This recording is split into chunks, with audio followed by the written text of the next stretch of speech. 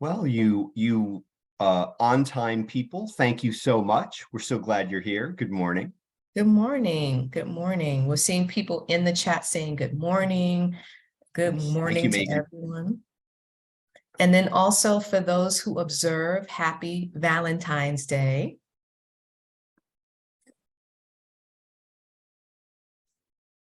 Okay, And for good. those who don't, happy Tuesday.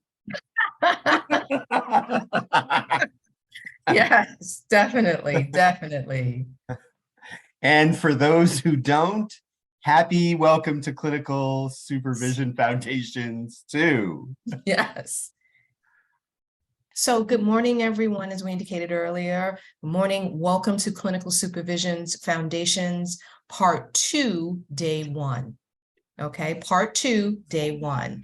As you know that this is a two-part training. The first part is the virtual space in which you did a 14-hour training virtually through healthknowledge.org. And that is setting up the theoretical components of Clinical Supervision Foundation. And the next few days, we're going to be meeting with 3 days, or over the next 3 days, not in a row, of course, the dates. We will be going into the practicalities of clinical supervision, So part 1 and part 2 comes up to a total of 30 hours, okay? Now, just some key things to remember before we go into further introductions. In order to receive credit, you will need to attend all 3 of the training dates for this part. You will also need to submit your learning or your, I'm gonna say practice assignment or homework. You will need to submit that in order to receive full credit. So you'll have the training days, and then you will be assigned a practice or homework assignment to complete, return back to ATTC, and then you will receive your certificate at that time. When you submit your certificate for renewal, etc., to OASAS, please remember that you need to submit both parts of the certificate. So this is a total of 30 hours. So you have to submit the part 1 certificate that you received from completing the virtual training, and part 2, which you will receive after you finish this virtual training, okay? So we're delighted that you're here. We're really looking forward to this opportunity to engage in this conversation, in this exploration with you. This is actually a training that I really enjoy being in a learning community about. So we're very glad that you're here. Thank you for letting me just interject that, Dr. Blackwell. No worries, no worries. And throughout this training, this is an interactive training. So there will be a series of breakout opportunities, a series of large group discussions, etc., because this is one of those trainings that has to happen. Folks may have comments, may have feedback, and so that is all open to bring to this learning space, okay? So what I'm going to do is I'm going to share my screen and then talk to you a little bit about where we're landing or where we're starting. And then we're going to talk about breaks and all of those other logistical things that we need to talk about. Okay, so as we indicated earlier, we are in Clinical Supervision Foundations, Part 2, Day 1. And my name is Dr. Dolores Blackwell, and I love doing this training. I've been doing it for years. It's one of my favorites. And it's just exciting to see you all here today. A little bit of my experience is I've been an administrator, have been a clinician, a trainer. I'm trying to think, what have I not done? Because I've been in the profession for a little bit of time. But one of the things that is always exciting, and one of the things I'm gonna take out that word exciting, that has always been interesting and something that has always been a learning space for me, is the process of clinical supervision. Because many of us, when we think about clinical supervision, we think about a variety of different opportunities or ways that clinical supervision looks like. And we're going to talk about a lot of that in this training over the next few days. But it is one of the most important things that we do as administrators and or people who are thinking about becoming supervisors. Clinical Supervision Foundations is not just for supervisors or folks who want to be supervisors. It also provides the foundation of best practice for anyone who is working in the field of addictions and or in any field, because without supervision, how are we able to guide the work that is happening for the folks that we're supervising and to provide the quality services that we want to provide to the clients that we work with? So that's a little bit about me. I'm going to allow, Paul to absolutely introduce himself, and then we'll move a little forward. Thank you, Dr. Blackwell. My name is Paul Warren, and I am currently a colleague of Dr. Blackwell's at the New York State Psychiatric Institute. And I am also a research project director there. And I have the opportunity to be a senior staff trainer and curriculum writer for the Northeast and Caribbean Addiction Technology Transfer Center. And what that does mean is that there are times that I was forced to go to Puerto Rico, St. Thomas, and St. Croix to actually train. And it was wonderful. And it was in the month of February when I was first forced to go there. Very happy to have the conversation and us to be focusing and engaging in learning community conversation about clinical supervision, because I don't know about you, but when I became a clinical supervisor, I didn't really have any formal training as a clinical supervisor. I was promoted to the role, and what I can say, and that was many years ago, my career began in direct services in 1991, providing direct services to people living with HIV and AIDS, and I was put in the position of supervising clinicians who were far senior to me. And I felt overwhelmed, and I realized that I made many mistakes during that particular time. And I've since grown my personal model of clinical supervision and my philosophy and practice of supervision over the years of practice. And it would have been wonderful when I became a supervisor had I had that training prior to that particular time.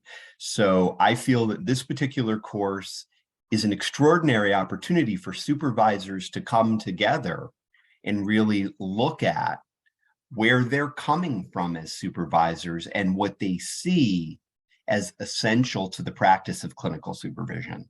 So very excited to have the opportunity to be here with Dr. Blackwell and all of you to be engaging in that particular conversation. Thank you, Paul. You're welcome. So is it okay if I move forward? Please do. Okay, thank you very much. So there are, I think Paul did this, an acknowledgement of who are the people who created this training and where this comes from, the Northeast and Caribbean Addiction Technology Transfer Center. And so definitely giving ownership for that. This is also with the cooperative agreement of SAMHSA. Or SAMHSA. I always add that extra H. I don't know why, but it's SAMHSA, and we want to make sure that we acknowledge the collaboration that brought this training about. This is, I think that one of the things I always like to say is that this training has been around for quite a bit of time. Mm-hmm. I know I initially trained it in 2017, but I think it had been in another iteration earlier than that. And that speaks to the importance of clinical supervision. And just want to thank the Northeast and Caribbean Technology Addiction Technology Transfer Center for this amazing training that hopefully you will get a lot out of. Okay. So one of the key things we need to remember is that language matters, words have power, and we talk about people first. And we use, ATTC network uses affirmative language to promote recovery by advancing evidence-based and culturally informed practices. This is something that we are consistently attempting to do, and it's embedded in all of our trainings. So we want to make sure that we're using affirming language when we're talking about folks and in recovery. Okay. Right now, our learning, well, we're getting ready to get into the introduction section of our training. Myself and Paul have introduced ourselves, and so it's an opportunity for you to introduce yourselves to each other. And so our learning objectives for this particular space, yes, and our learning objectives for this particular section are to getting to know each other, because we're going to be spending 3 days together over the next few weeks, identifying personal expectations, clarifying the course assumptions, and reviewing the workshop agenda. Those are the things that we're going to be doing at this point. So what I'm going to do is I'm going to stop sharing my screen so that everyone can introduce themselves. And I think the questions we came up with, Paul, is one, your name, because we need to know your name. How long have you been a supervisor? Or been a clinical supervisor. Right. If you are not a clinical supervisor, because this training is also for folks who aspire to become clinical supervisors, you can let us know that you're not a supervisor at this particular time, and some fun fact around a favorite food that you have and why is it your favorite food. That's it. Okay. And we'll do these introductions in kind of a popcorn style. Which is when Dr. Blackwell takes the slide down, I'll invite the first person, which will probably be Jared.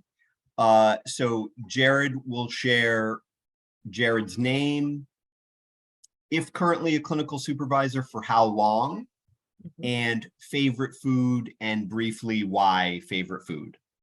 And then Jared will be able to pick the next person. Now, folks, you'll notice, if you've noticed this already, we have about 27 people in the learning community to introduce themselves. So we want to do this as efficiently and effectively, because we definitely want to know what Jared's favorite food is. We want to do this as effectively and efficiently as possible. So again, Jared, are you okay with that? Are you okay with starting us off? Okay, great. So Jared is willing to start us off, and then Jared will pick the next person, and then it'll just go popcorn style like that.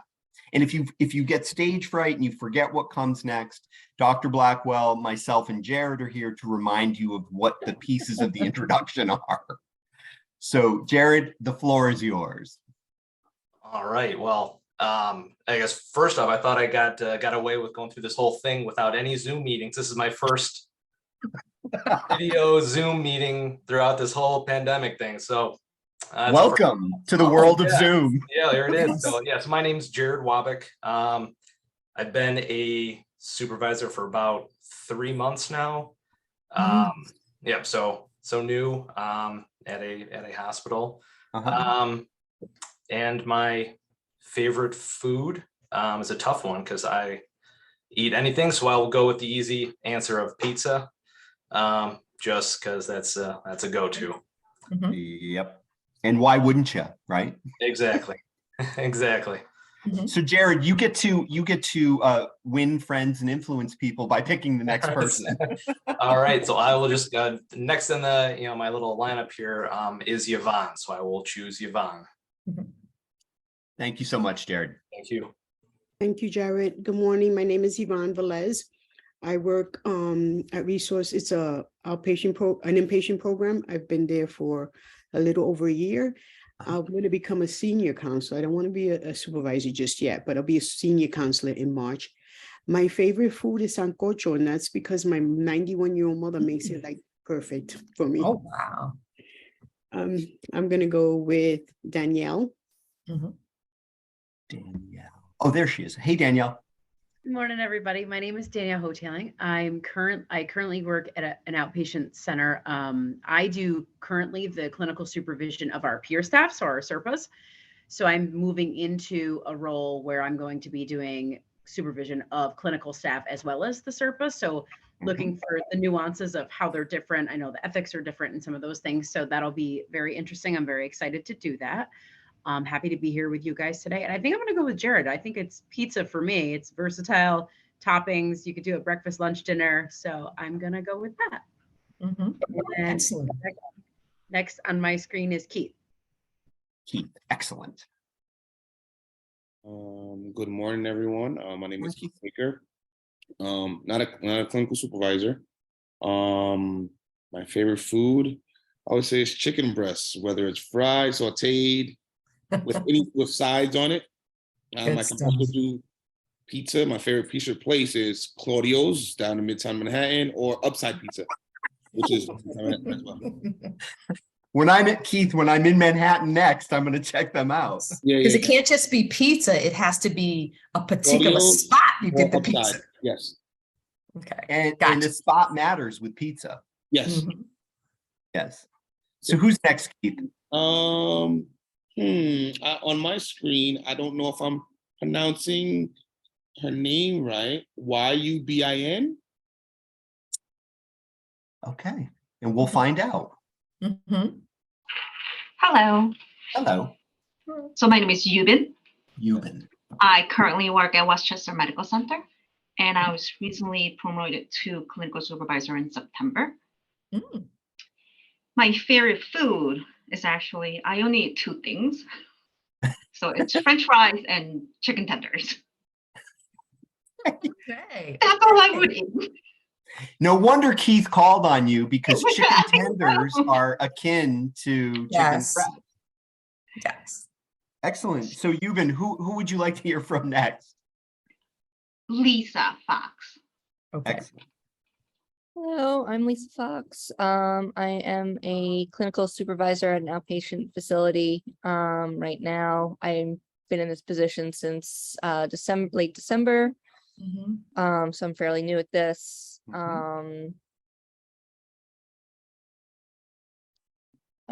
Favorite food, I would say my grandmother's Hungarian goulash is Good one. my favorite meal. Thank you so much, Lisa. And who should we hear from next? How about Kim? How about Kim? Thanks, Lisa. Good morning, everyone. Paul, you look so handsome. Good to see you every 3 years. Oh, thank you. Wow, your check is in the mail, Kim. Thank you very much. I can appreciate that. My name is Kim. I've been a supervisor for about 10 years. I'm always looking forward to getting refreshed and learning more and checking yourself, right? Checking myself as much as I can. My favorite food is hummus. Hummus. Good one. Yum. And Kim, who should we hear from next? Oh, let's jump on Nicholas. All right. Thanks, Kim. I go by Nico, and I'm going to be a supervisor after I complete these trainings. So Super. yeah, it's exciting. And my favorite food, I have pretty much everything, but I'm going to go with any type of seafood pasta, just like to be in my upper echelon of food, maybe like linguine alla vongole. So we'll go with that. Mhm. And all right, now I'm going to jump to, let's see, Jacqueline. Okay. Super. Thanks, Nico. Hi, everybody. My name is Jacqueline.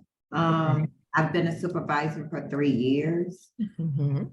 and my favorite food is dirty rice. I can have it for breakfast. I can have it in the evening for dinner. I love dirty rice. Okay. Rice. Dirty I'm rice. gonna pick Christy. Okay.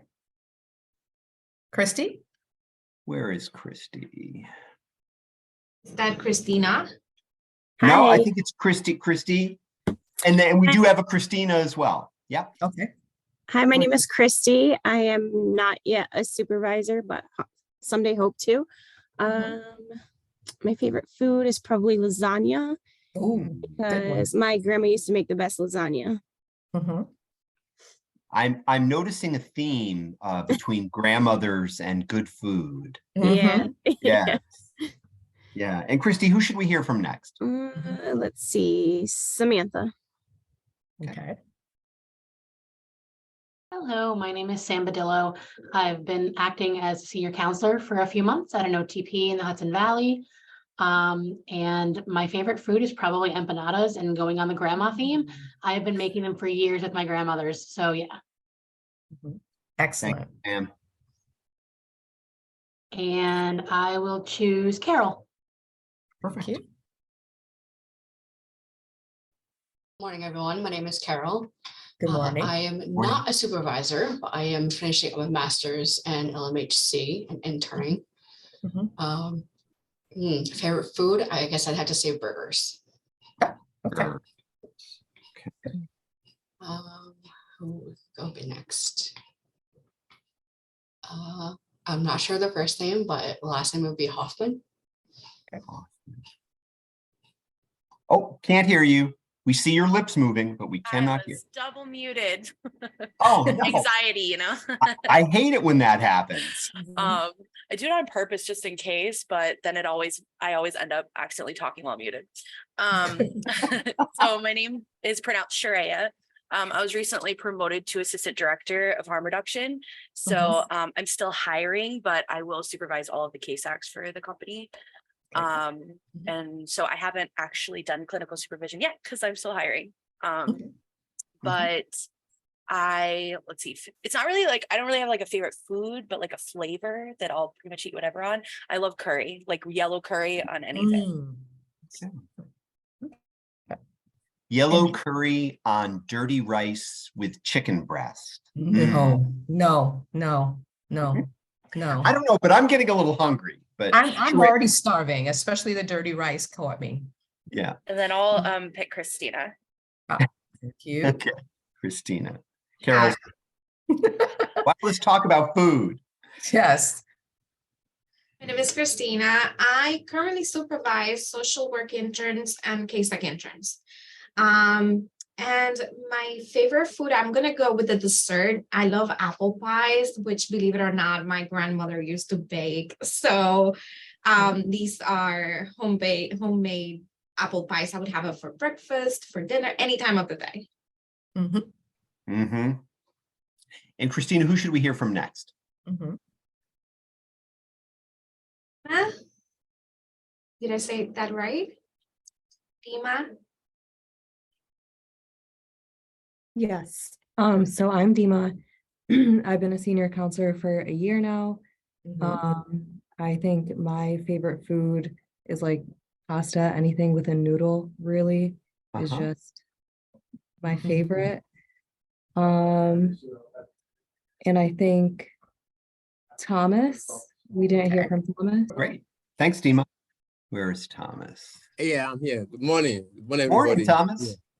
Okay, my name is Thomas Otago.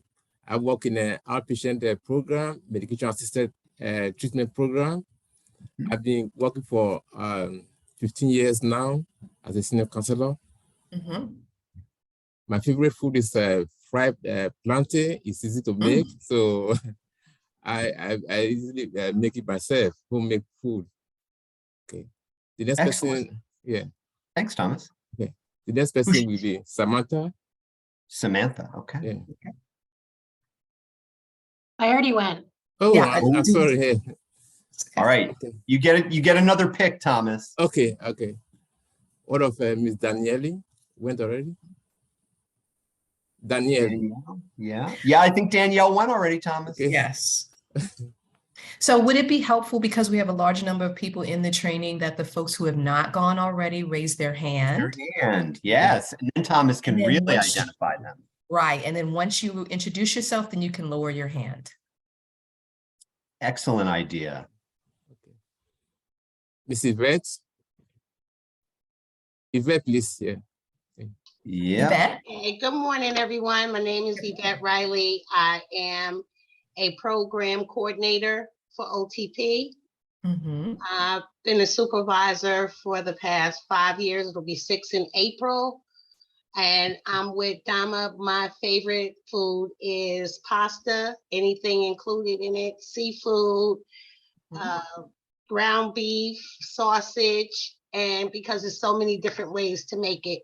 So thank you. And I am going to pick, is that Astrid? Astrid. Excellent. Thank you, Yvette. Okay. All right. And you can go ahead and lower your hand. Yep. Perfect. Good morning, everybody. My name is Ashley Garrido. I'm a nurse practitioner inside, work in the outpatient Pilgrim Community Center. This is part of some of the prerequisites to continue into the process to get in the case and the supervision. And I love Asian food and Peruvian food. Ah, okay. Thank you, Astrid. Thank you. Dion is the next one. Okay. Hello, everyone. My name is Dion. I am not a supervisor. My favorite food is salmon, made anyway. I just love it, and glad to be here. Thank you. Thank you, I'm a Dion. salmon lover too. And who should we hear, Dion? Who should we hear from with people that have their hands up? Jasmine. Okay, sounds good. Facility as a substance abuse counselor. I got my CASAC-T a few years ago and finally finished all my hours and is in the process of submitting my application. So in the process of submitting my application, I decided to take this course to add a little twang to it. And then hopefully a bunch of opportunities will open up in the next few months for me when everything is complete. My favorite food is tacos. And again, for the same reason for the pizza folks, you can make any kind, shrimp, beef, chicken, the list goes on and on, even breakfast tacos. And then I've also had the luxury of being born a week before Cinco de Mayo, so it was always an excuse to have tacos. Excellent, excellent. Love it, love it. Thanks, Jasmine. And Jasmine, who should we hear from next? And the folks that have their hands up. Megan. Excellent. Hi, good morning, everyone. My name is Megan. I currently work at a residential treatment program in Queens. I'm currently not a supervisor yet, but hopefully in the future, I hope to be one. My favorite food is Jamaican because I extremely love spicy food and it's part of my culture. Thank you so much, Megan.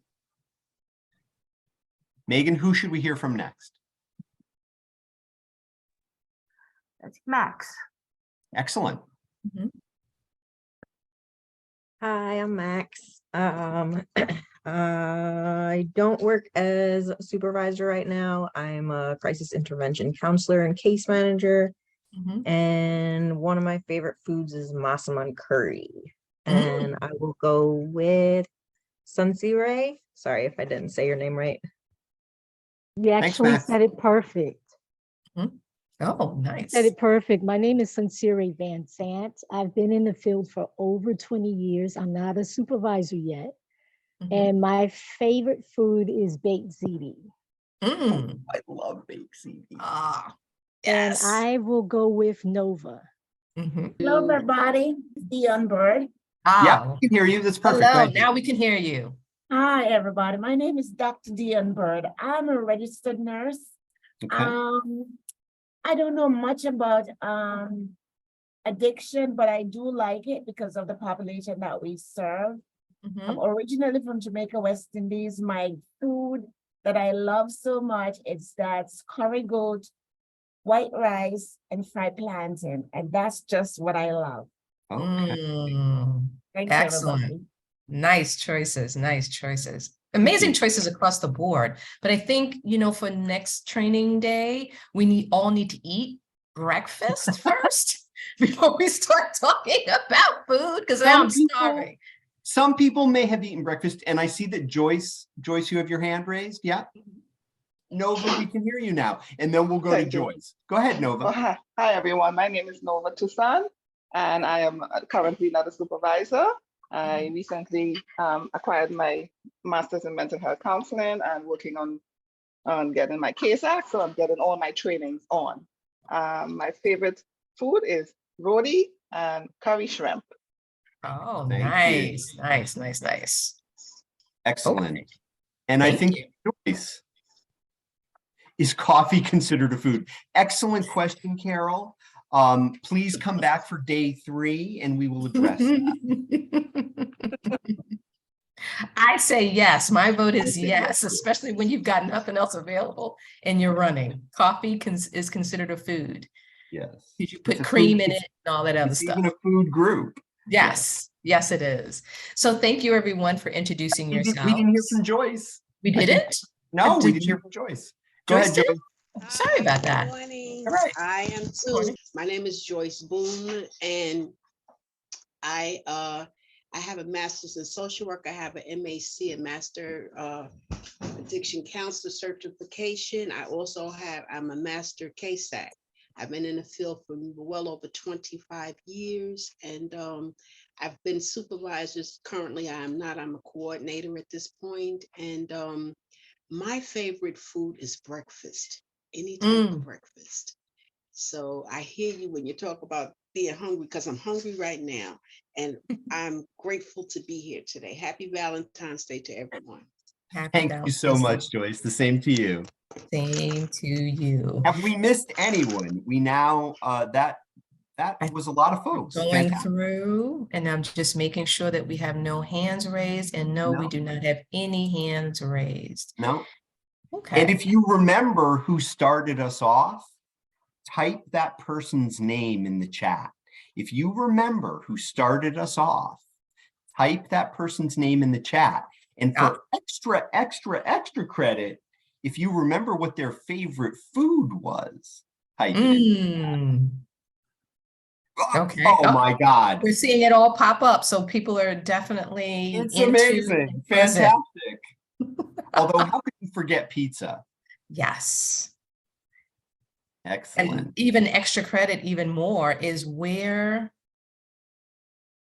did Jared say where he wants, he gets his pizza from?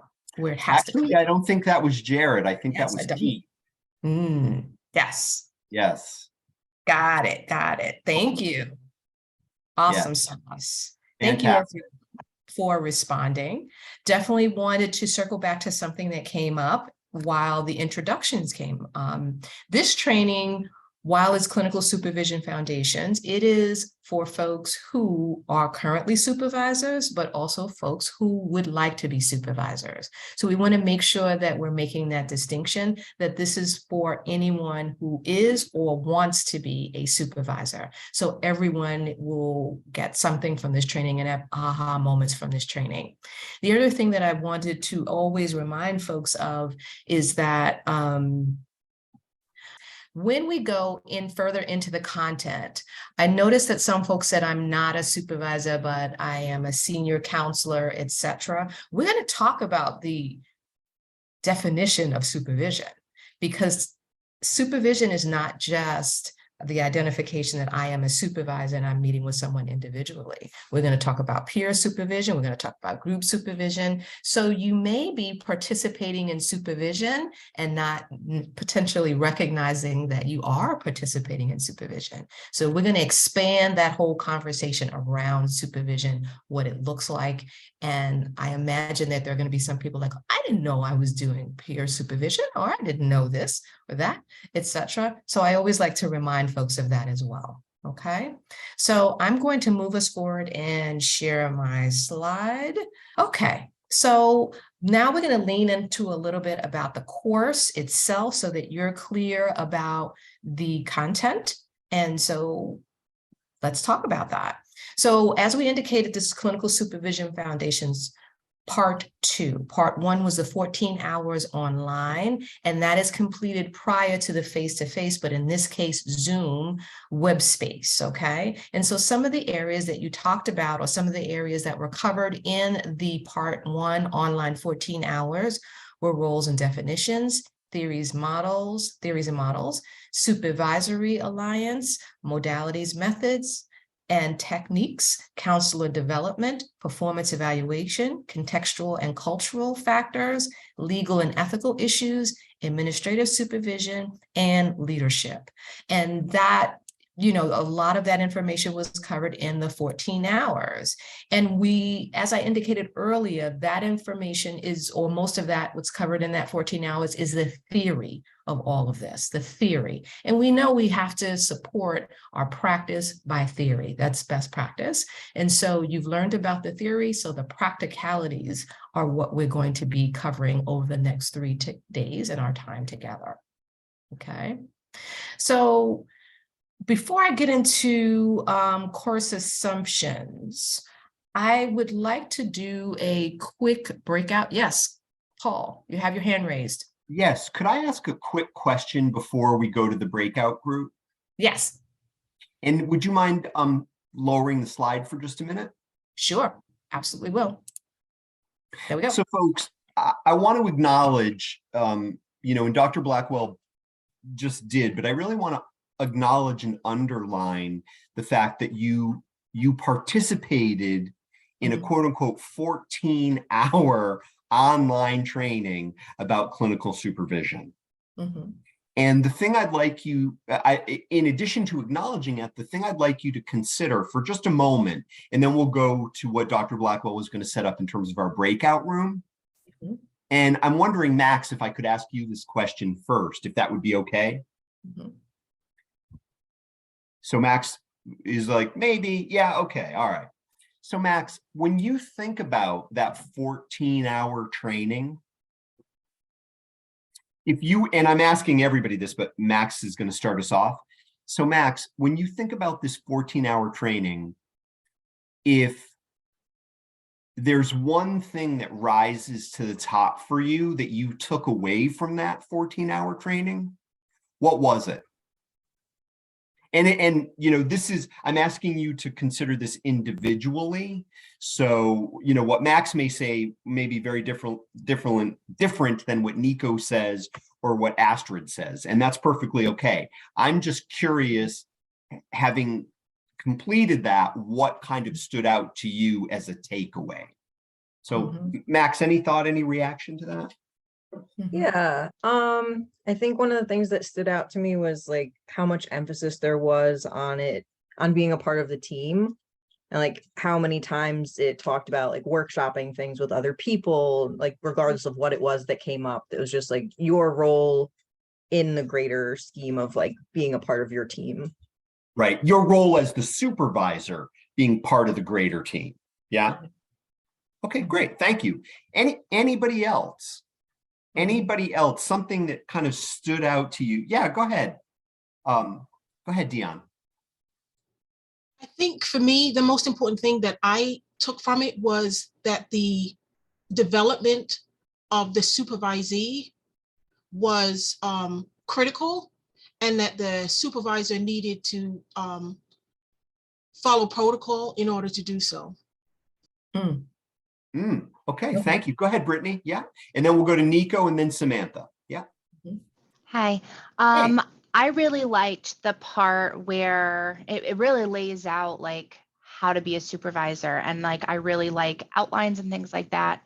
And so it had like how to kind of do, and I'm not going to think of it right, but basically like performance review type things, you know, like what to go over, not just for the supervisee, but also for yourself. And time management skills, like there was suggestions on, you know, like how to do that and do like office hours. And so it had like, I thought it did very good at having solutions ready for pretty much any situation that you could struggle with as a supervisor. Yeah, so almost like these shelf-ready solutions that you could kind of pluck off and be like, oh, I could apply that. I printed them, yes. You heard it here. Brittany printed them. Thanks, Brittany. Go ahead, Nico. I like two things. One was, you know, it said that once you become a supervisor, you're going to be new again, and that was like humbling because you know I've been doing this for a little over 5 years. I was like, I know what I'm doing, and then I'm like, actually, I probably won't know what I'm doing. So that was cool. And then it gave a bunch of examples like the different types of people you'll supervise and how you can be effective with them. And that was really helpful because all of it made sense, but I didn't think of it like intuitively. It's something you probably figure out as you go along. So I really like that. Super. Thank you so much, Nico. And Samantha, we'll give you the last word, and then I'll just ask a quick follow-up question. I think what I took away from it most was that it wasn't a cookie cutter approach to supervision, and it took into consideration things like your position, your experience, your expectations, your responsibilities, and it made it to where it would fit the mass instead of a set specific group of people. Understood. Do you prefer Samantha or Sam? Sam. Okay, thanks, Sam. So to Sam's point, this is just the quick follow-up question that I'd like to ask, and maybe Lisa, if you could start us off with a quick response to this, is that why didn't you all identify the same thing? Why? Because everybody has shared a different thing that kind of is a takeaway or stood out to them. What do you make of the fact that you all didn't sort of choose the same thing? And Lisa, what's your thought about that? And I see that one of our colleagues has put something in the chat. Different people viewing life through different, and the last word is getting blocked on my different lenses. Different lenses, thank you. Yes. What do you think, Lisa? What's your take on why people didn't pick the same thing, or why? Because it was the same course. We all took the same course, right? Yeah, and I think everybody's different in their careers and their focus and their goals too. So you're going to take what you need based on your own situation. Yeah, thank you. So you may have a particular need that was met by something like Brittany. You printed it. Yeah. Everyone, Megan says, everyone experiences situations in life differently. Yeah. Yeah. Yeah. And I just want to interject for a quick second, because there may be folks who may have completed part 1 some time ago, and it's okay if you have completed it some time ago. It might be helpful for you at some point to go back and just take a quick review of it, because there is very important information in there, but definitely just kind of thinking about it. And that doesn't put you at a disadvantage if you completed it some time ago, because we're going to be going over a lot of that material in this training. Okay. And Sincere is saying that people see things through different lenses. Yes, absolutely. And I want to go back to something that Brittany said. And Brittany, you didn't say this directly, but I want to just throw it out there as a concept, which is the idea, folks, that we need to be thinking about practicality, because supervision is something, clinical supervision is something that's real, that happens in the moment. And we need to be thinking about practicality in terms of what can we use, what needs do we have, what tools do we have available, what can we use that's practical, and how do we build our method, our style of supervision in order to practically do what needs to be done, because supervision serves a purpose. So I just wanted to underline that and give people an opportunity to reflect on the 14-hour experience, whether it was some time ago or whether it was more currently. I just wanted to touch base with a couple of people who put some things in the chat. Yeah. One thing that that it was more trauma-informed supervision. I ended up taking an additional training to learn more about this. So it actually triggered something quite significant, and that was Soraya. Yes, Soraya. Yes, thank you. That was Yeah. Soraya. Yeah. You know, this is lifelong learning. This training is not going to teach you everything that you need to know or remind you of everything that you may have forgotten in the past, etc. This is meant to be an overview, but supervision is something that you invest in throughout your career. So it is an ongoing learning experience, just like many of the things that we talk about in our career, whether it's evidence-based practices, etc. It's not a one-off. I take this one training and I've got this down pat. It literally is something that you consistently look at time and time again. And when we talk about in some of the modules around the challenges around supervision, like working with specific folk and it being challenging, those are also learning opportunities as well, because we have quite a few folks here who supervise different folks. We have some folks who supervise CASACs, some who supervise SERPAs, And the concepts that we're talking about in this training, while it is under the auspices of addiction, there are many, many opportunities, many learning spaces built in within this training that can take you anywhere, whether it's supervising mental health counselors, social workers, etc. We're talking about supervision foundations. So it's not necessarily specific just to addictions, okay? Just want to make sure one of the key focuses for me is that they allowed for various modules, tips, worksheets to download. Yes, this assists at times when you supervise and reflect on supervision, and that's from Yvette. So you will be receiving some additional tools as we move throughout the training. And one of the things that I always like to say is the tools are only as good as you using them. So you will be receiving the competencies and other things that you can look at. And we just want to be very thoughtful around you'll end this training with a number of different tools, pull them off the shelf and use them. That's where you'll feel more and more confident in regards to your supervision. Dr. Blackwell, I just want to read what Carol wrote in the chat. She wrote, we all have different perspectives. There are over 8 billion people in the world, so we will have 8 billion views. We took different routes to get here now. We all have different learning styles as well. And I'm so glad Carol is bringing that into this conversation as well. For me, it's about life experience and the knowledge we learned along the way. Yeah. Absolutely.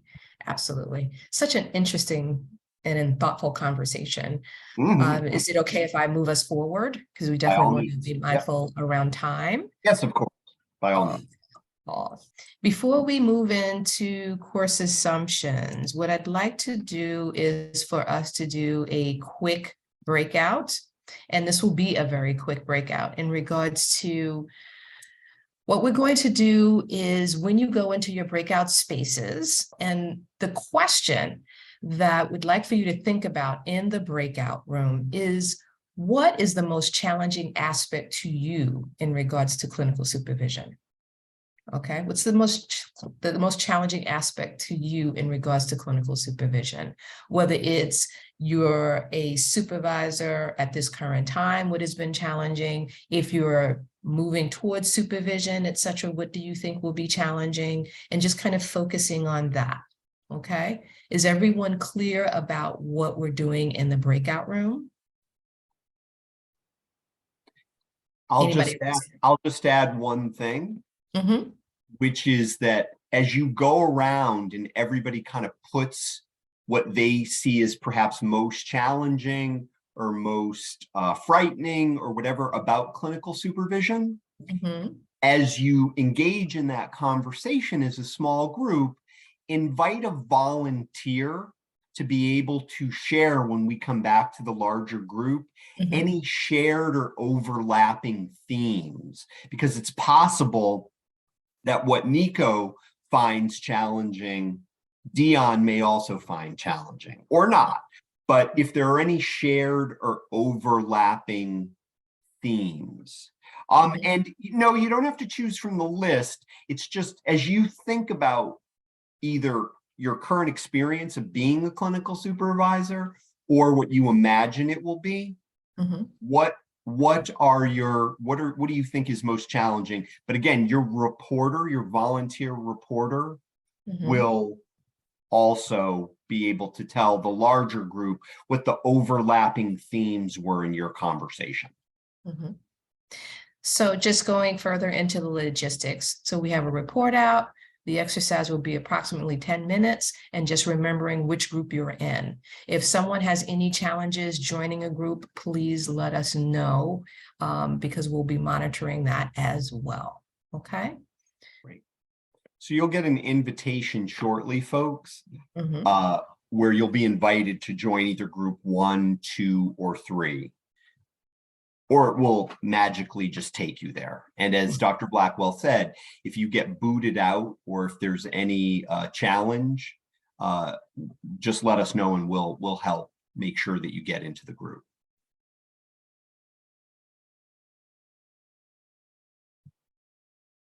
Okay, there we go. Welcome back, everyone. Welcome back. I think all of the rooms are closed. It looks like, has everyone rejoined? Not quite yet, just about. Okay. Yeah, should be one other person.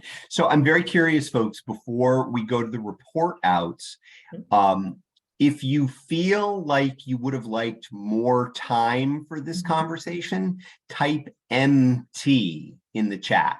If you feel like it was enough time, type ET in the chat.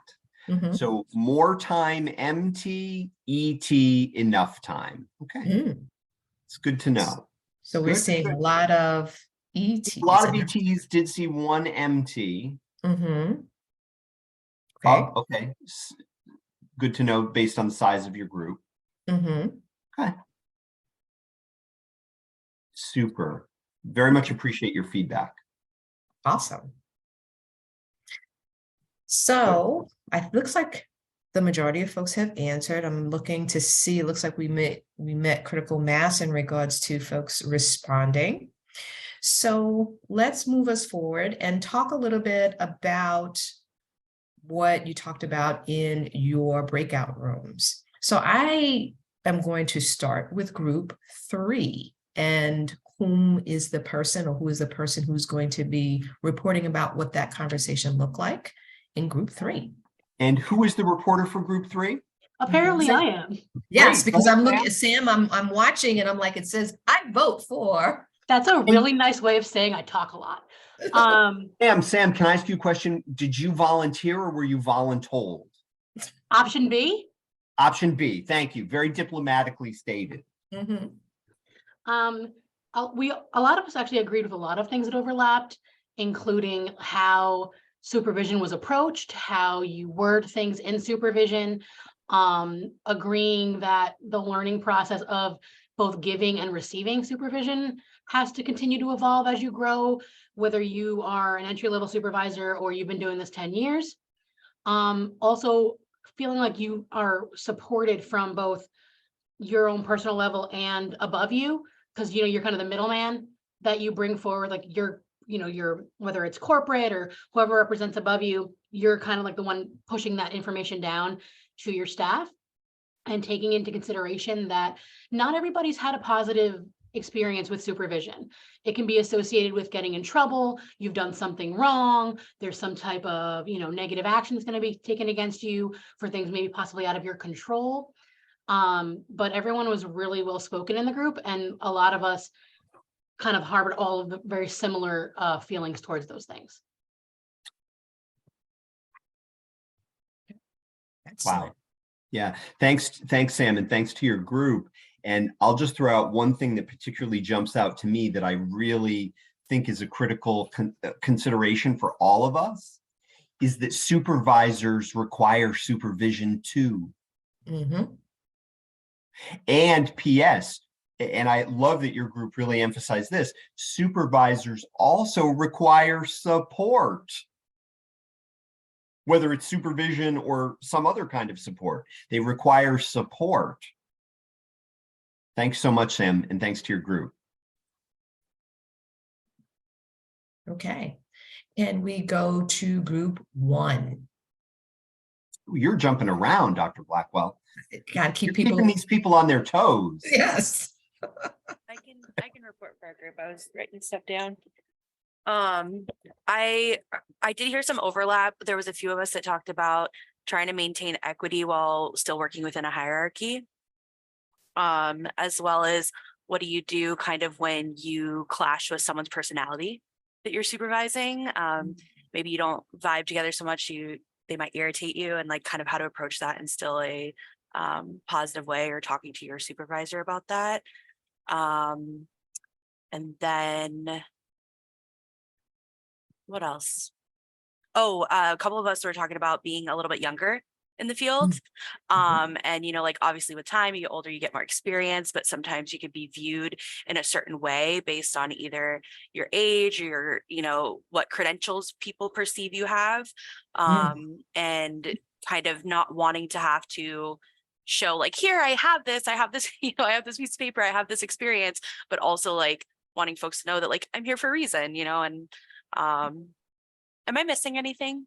Anybody else from group one? Sounds great. And I think we cover some of that in the conversation that we will continue having over the next few days, because yes, having to sometimes feel like you have to prove yourself, or supervising someone who's different than you for a variety of different reasons, and what that may look like in regards to the supervisory alliance. Because when we think about a working alliance or a therapeutic alliance, we're talking about the parallel process of a supervisory alliance connected to our supervisees. So we're going to definitely lean into that. And keeping it very real. I love the way that this group kind of articulated providing supervision with somebody that you don't particularly vibe with, that you don't feel a particular connection or alliance with. You're still their supervisor. Absolutely. Absolutely. So very powerful. And I think both groups, I'm not sure if group 3 brought this up, but supervision, you receiving supervision as a supervisor, okay? Because we are put in positions or being put in spaces where we are supervisors, we also continue to need our own supervision, okay? Because we need that ability to have someone to consult when we are having challenges in our supervision of our supervisees. How do we think about policies? How do we think about meeting the needs of the organization, the program, et cetera? So when you become a supervisor, your supervision is even more important because you need that space as well.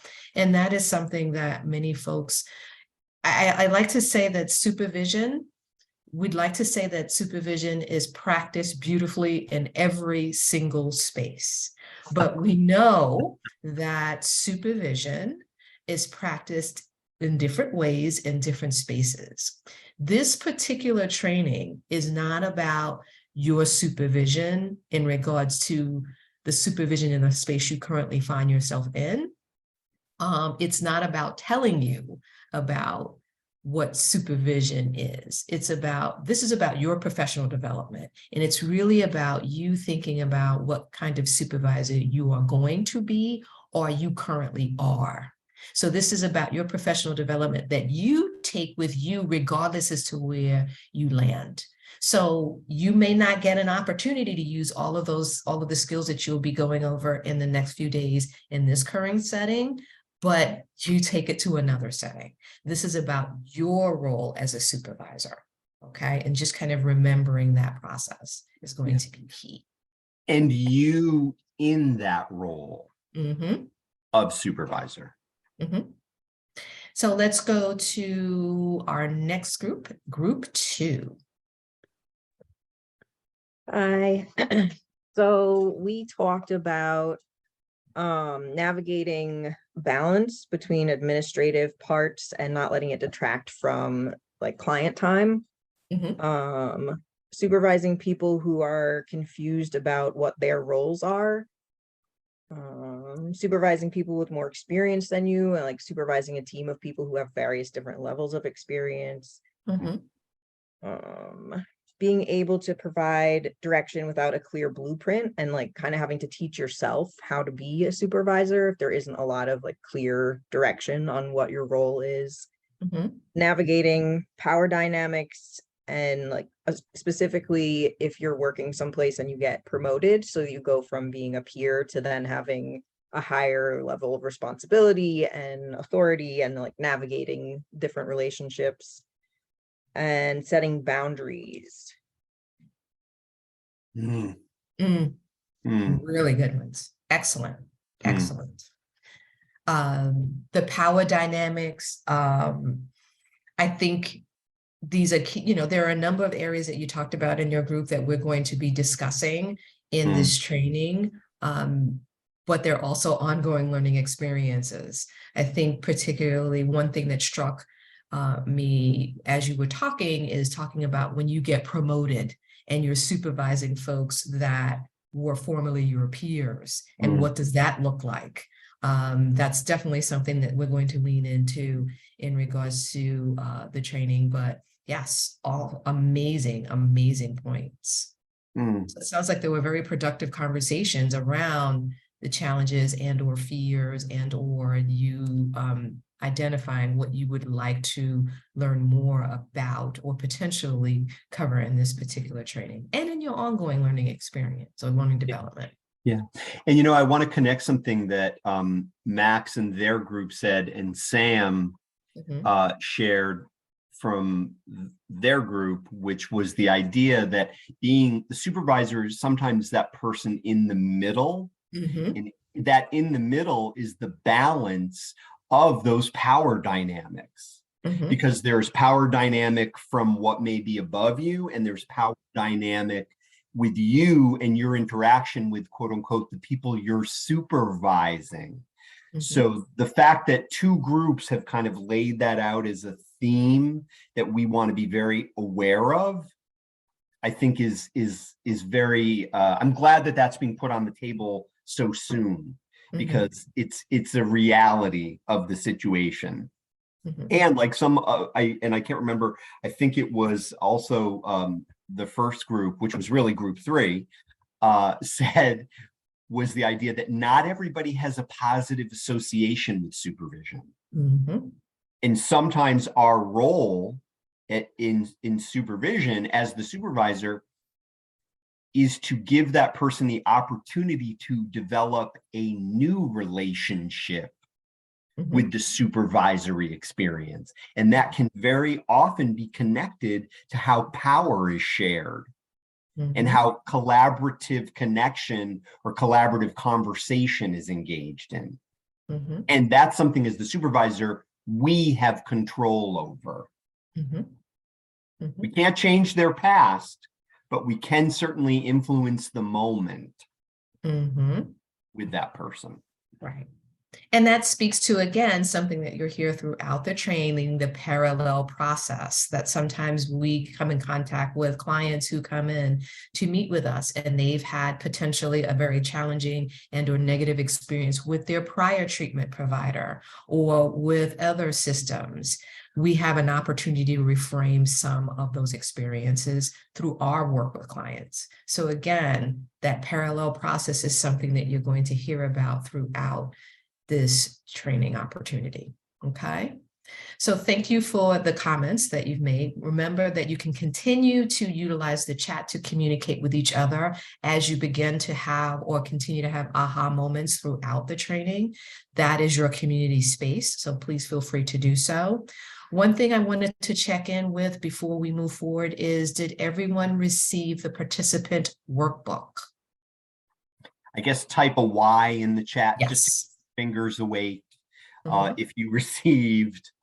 Excellent. I'm seeing a bunch of Ys. I think I saw Keith nod his head no. Keith, you didn't get it? Okay.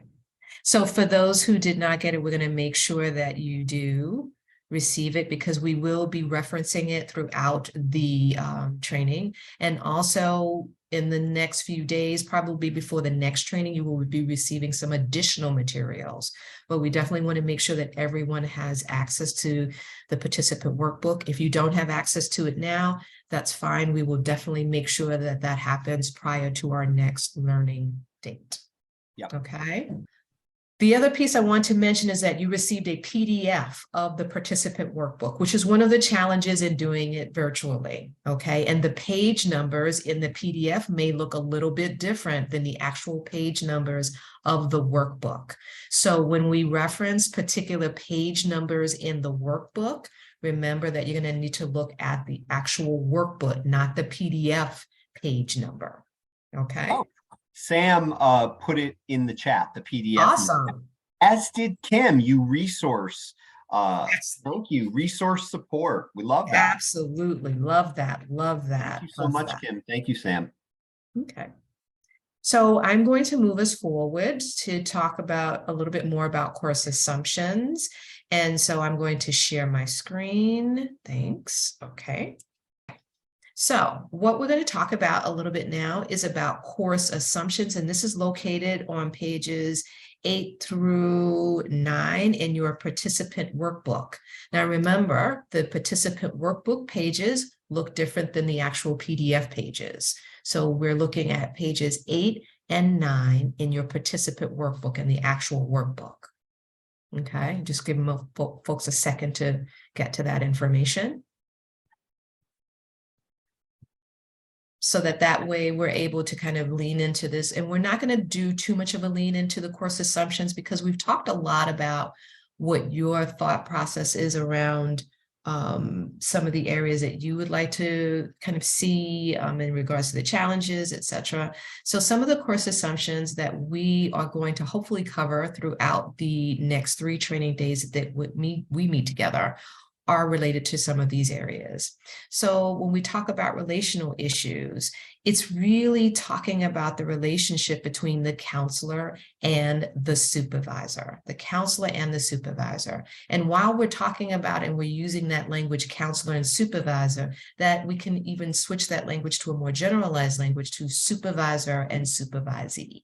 Okay, the relationship that is developed, that's the actual supervisory alliance that we connect with our supervisee, and we're able to just establish a working alliance with our supervisees.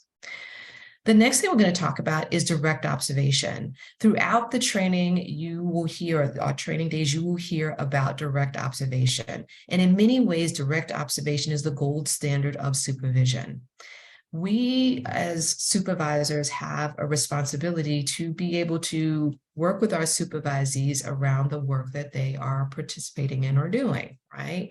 How do we do that? By direct observation. So direct observation is actually sitting in potentially in when your supervisees are running groups, potentially sitting in sessions or individual sessions, observing their actual work. Okay, and we're going to talk about how the different forms of direct observation can actually take place in your supervision, but it really is the gold standard, because when we're talking about performance evaluation, we need to be able to talk about whether or not we directly observed our supervisees in conducting their work. Okay, because our performance evaluation, and I just want to remind folks of that, is not just when we talk about, let's say, the annual performance evaluation, it's not just what happened in the last month or the last 6 months. It's talking about the life of that evaluation. So if we're evaluating our staff, we need to connect it to direct observation throughout the year, connect it to our ongoing consistent supervision that we're conducting with supervisees. And then the performance evaluation is a performance evaluation that talks about their performance over that year, over that 3 months, over that 6 months, however long that performance evaluation looks like. So we really want to connect all of those moving pieces, okay? Counselor self-efficacy. Now, this is an important one because we think about counselors and or our supervisees having the thought process, having the ability, having the bandwidth to feel like they have the ability to find solutions themselves or to deal with challenges as they arise. And so it's a fine line sometimes in really developing counselor self-efficacy, because we want our supervisees to be able to, of course, be able to feel comfortable in making decisions in regards to the work with clients, in regards to groups, et cetera, and how they're conducting groups, et cetera. And we hopefully have that experience where folks feel that way, but we also have to recognize when folks need assistance. So we want folks to be able to feel like they have that self-efficacy to make decisions, to feel like they can check in with their supervisor or you to check in on those those decision processes. But we also don't want folks to feel like they have to check in with us about everything. Okay, and so we really want to talk about that and lean into that, and we will throughout the training, because We want our folks to feel like they have the ability to find solutions, to resolve challenges as they come up. But we also want folks to know when, yes, I absolutely need to access my supervisor to find out or to check in to see if I'm covering all of the areas that I need to cover, that I am in compliance with agency policy, and I'm providing best care. Also, another thing that we're going to be talking about is solution-based and strength-based, which is connected to folks really being able to feel that ability to determine best solutions or, teasing out solutions. And we want folks to feel a sense of they have, we operate from a strength-based perspective. We hopefully throughout this training continue to connect that each of our supervisees has strengths and each of our supervisees has challenges. While sometimes we definitely have to focus on challenges depending upon those challenges as they arise, we want to operate from a strength-based perspective. Very much the same parallel process that we look at in regards to our work with clients. Our clients and the work that we do with them is coming from a strength-based perspective, that folks have some sense of or have some connection to what works and what doesn't work for them, and what does that look like, okay? We also want to think about needs-based approach. Now, let's say we have a supervisee who is in need of particular skill building. What does that look like? Are we looking at our supervisees and thinking about what particular training they may need, what particular additional support they may need, and how do we as supervisors help folks meet those needs, okay? Help folks to meet those needs. And also helping folks to identify their needs, okay? So many times as supervisors, we may identify a training need that someone may have, but we may run into situations where folks may not recognize that they need that particular assistance. So really kind of balancing that is going to be key. When we think about outcome-oriented, we know that all of the work that we're doing as supervisors and the work that we expect of our supervisees is also outcome-oriented. What does that mean when we talk about outcomes? We're hopefully engaging in best practices in regards to client care, meeting agency needs, etc. And all of that is really focused on the outcomes that we expect in our supervisory or supervision connections with our supervisees. Another option or another assumption that we need to think about is evidence-based practices. Throughout the training, you will be connected to some evidence-based tools that you will be able to utilize in your ongoing supervision with your supervisees. We'll talk about that in the assessment resources. Okay, those are actual evidence-based rule or evidence-based things that you can use as supervisors, but also the connection to evidence-based practices. When we talk to our supervisees about evidence-based practices, are we just having that conversation? Are we talking to folks about it? Or are we providing learning opportunities or teaching opportunities, whether through our own knowledge and or outside knowledge? So when we talk about we're utilizing CBT, we're talking about we're utilizing motivational interviewing, and our supervisees are talking about motivational interviewing. Are they able to really talk about the moving pieces of an evidence-based practice, okay? And an individualized model. As we indicated earlier in the discussions, each person is different. Teaching or working with our supervisees is an individualized process. One process or one model or one particular strategy we utilize with one supervisee may not be helpful for another supervisees. So that connects us to the parallel process that when we work with clients, right? We have our treatment plan, we have our service plan, and that is very individualized based upon their needs and challenges. It is the same with our supervisees. We think about what are the best opportunities for them to engage in their work in regards to what are their learning styles, how do they learn? Do they learn in a kinesthetic way where they need a different approach than, let's say, someone who's a visual learner, etc.? What strategies are helpful to that particular supervisee? While we may develop a personal model of supervision of how we may decide, that that's the model that speaks to us, having the ability to make adjustments to meet the individual needs of our supervisees is incredibly important. Okay. So Paul, is there anything you wanted to add to any of that? You know, I think that these bullet points are critical. And I just want to say that the thing that my favorite one of these bullet points, if I had to pick one as a favorite, is the individualized model. And based on what you just said, the idea that we may realize as supervisors that we lean or gravitate toward a particular model of provision of supervision, and we may have the opportunity to work with a supervisee who that doesn't speak to them at all. And that doesn't mean that the supervisee has to bend to our default. It means that we as supervisors have to be flexible enough and open enough to bring in whatever approach, tools, or stance that we need in order to maximize the potential of that particular supervisee. So the idea of getting a sense of what our personal model is doesn't give us the license to just rest on that one personal model that feels quote unquote most comfortable to us, because our role is to be able to accomplish the goal and the goals of supervision.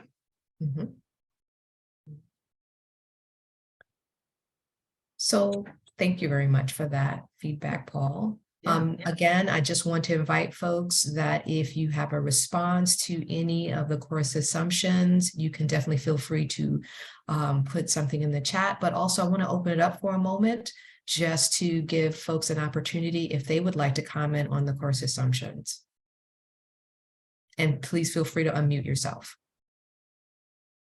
I'm also watching the chat to see if anybody puts anything in the chat.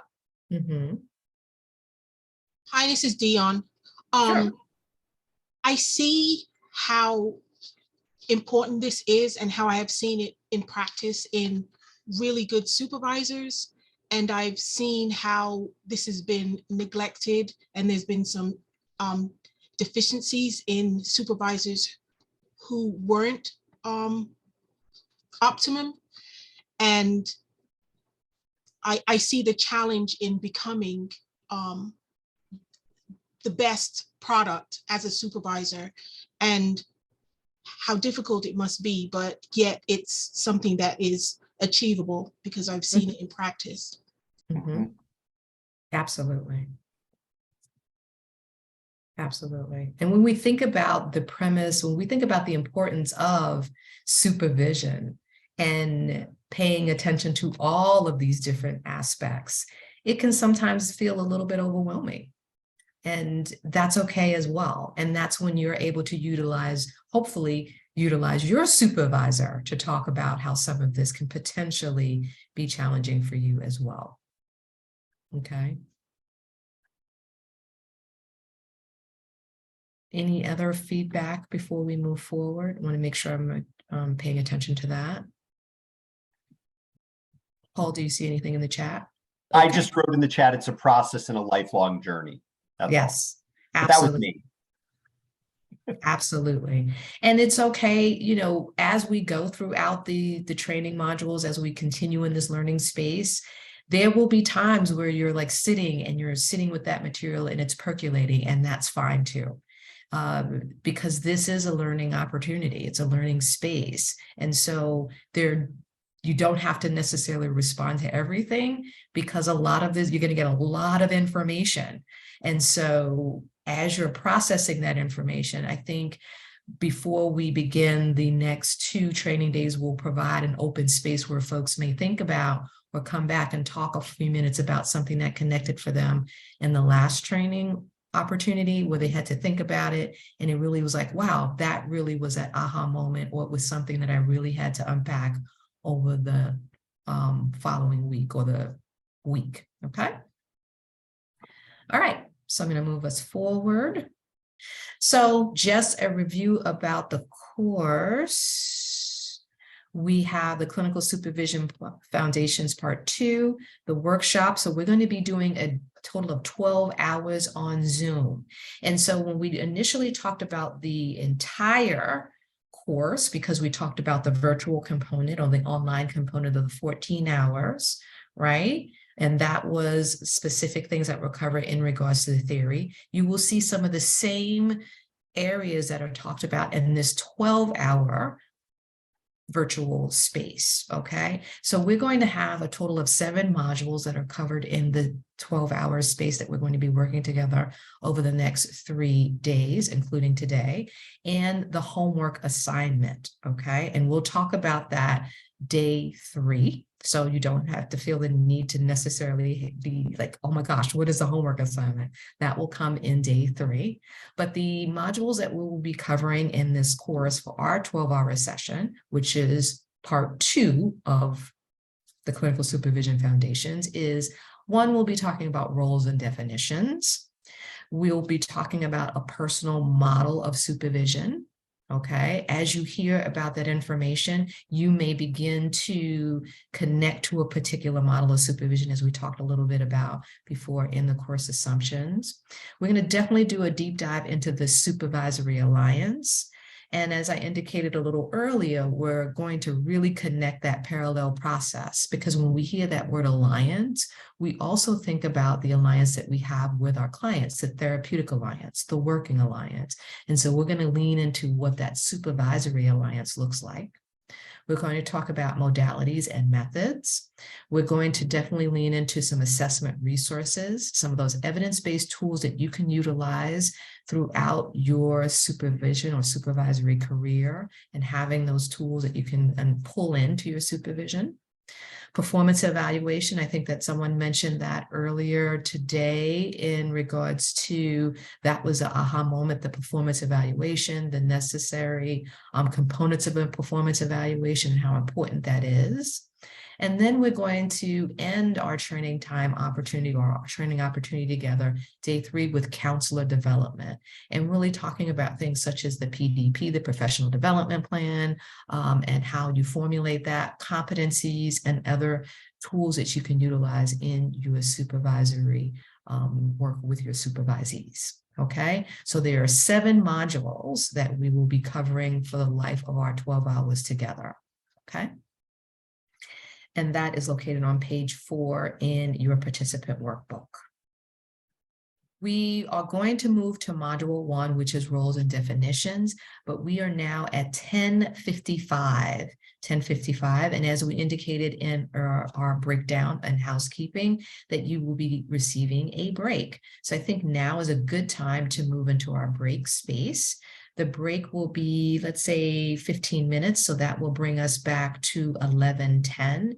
And when we come back at 11:10, we will go into module 1, which is roles and definitions. I do ask that as you come back, that you definitely move your participant workbook forward to roles and definitions. Okay, module 1. And we'll see you in 15 minutes. Please remember to mute yourself, and to turn off your cameras, okay? Thank you. We'll see you in 15. Thank you. I think we definitely have reached critical mass, so we want to be respectful of the folks who came back on time. Excellent. So I think I'm going to share my screen so that we can move ourselves forward. And before I share my screen, just making sure that folks remember to have their participant workbook available, and that, just as a reminder, the pages that are on the actual PDF are different than the participant workbook pages. So we want to make sure that we're looking at the participant workbook itself, not the PDF pages. Okay, and I'm going to ask for everyone in preparation for our next space to turn to page 12 so that you have that available when we move to that space. Okay. So I'm going to share my screen and move us forward, if that is okay. Thank you. Yes. Okay, perfect. All righty. So right now we're going to move into module 1, which is roles and definitions. And this is something that, you know, for folks who are supervisors, it may feel like a review. Folks who are not supervisors, this may be new information, and it's fine across the board, because again, this is for anyone and everyone who is participating. Okay, so for module 1, our primary learning objectives are to define the primary goals of supervisory practice, identify the discrepancies between ideal and current practice, okay? And I want to really be very thoughtful about that when we're in this training space or in this learning environment, that what we're potentially talking about is ideal practices. There is a recognition that current practice and or in the current space that you find yourself, these things may or may not be happening, but just kind of the suspension of belief and just kind of thinking about it in the ideal practice space. You're going to start the process of analyzing your own supervisory practice and identify barriers to balancing roles and responsibilities. Now, as I indicated before we started the module, I asked for folks to turn to page 12 in the participant workbook. So I'm going to ask for folks to just take a moment and look at the questions that are on page 12 in the participant workbook. I'm going to read those questions to make sure that everyone has access to it, because we also know that there are a few people who don't have the participant workbook. So I want to make sure that I have that. And if you don't have the participant workbook, no worries. We will be doing a short breakout, so you will have an opportunity to go over those questions, okay? But I'm just going to do a quick read of them, just so that everyone is aware of what they are. So what you're going to be thinking about is, while what are you trying to accomplish in your work as a clinical supervisor? What are you trying to accomplish as your work as a clinical supervisor? What tasks take up or will take up most of your supervisory supervision time, right? Because in the current space that you find yourself, it might be that there are certain supervision tasks that are going to take up more time than others, okay? If you could choose how you spend your supervision time, what are the tasks you would choose to spend your time on, okay? And what's the discrepancy, or what discrepancy exists between the two, between your answers between 2 and 3? So it's what you would like to be focusing on in your supervision, what you are spending most of your time focusing in on your supervision, and what's the discrepancy between the two, okay? And so those questions are on page 12. So we're going to take a couple of moments for you to begin that process to look at those questions and develop your own answers to them. And then we're going to move to a short breakout. Now, in the breakout will last approximately 10 minutes, and you will be kind of coming together to talk about your answers or your thoughts around those particular questions. And then we ask that one person will report out on what that conversation looked like, okay, within that short breakout area. Now, there are going to be approximately 5 groups because we tried to divide it up. And so please be mindful of which group you are in. And please remember that in the democratic process that we're going to ask folks to volunteer as to who is going to do the report out, so that folks feel comfortable in what they are going to be reporting out to the larger group when we come back, okay? So I think, Clyde, we can start the breakout groups. And remember, we will be going for approximately 10 minutes. And we just ask for someone to be mindful, because you will see different announcements, broadcasts, letting you know as your time is winding down, and we'll be coming back to the larger groups, okay? Any questions before we go into the breakout?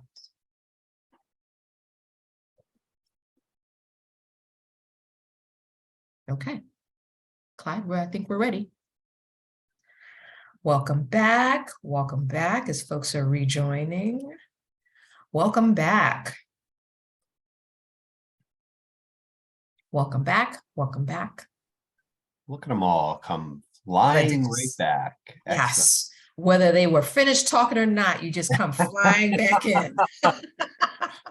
You were like in the middle of like, Yes. How many times has that happened to us all? Happened to me. So I think, let's see, hold on one second. I'm flying through and it looks like we have looks like pretty much everyone has joined us back. Yep. So before we get into our report outs, I wanted to ask a quick question for folks to put in the chat. I was wondering if we could, let's see, I think the question I had in my mind is, what is your favorite time of the year? Oh, what's your favorite time of the year? If you can answer that in the chat, that would be awesome. Okay. So I'm seeing springtime, fall, summer. Wow, that's gotten a lot of response. Summer and sunshine, fall. Oh, wow. Christmas. Yes. I like fall too. It seems like fall is very popular. Autumn, perfect weather.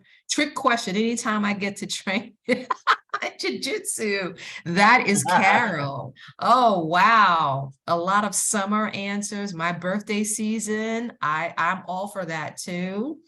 Summer because more time spent with the kids. Great. Also. Summer. Nova answered summer. I love seeing the leaves changing. I don't know. I feel like fall seems to be the most popular season.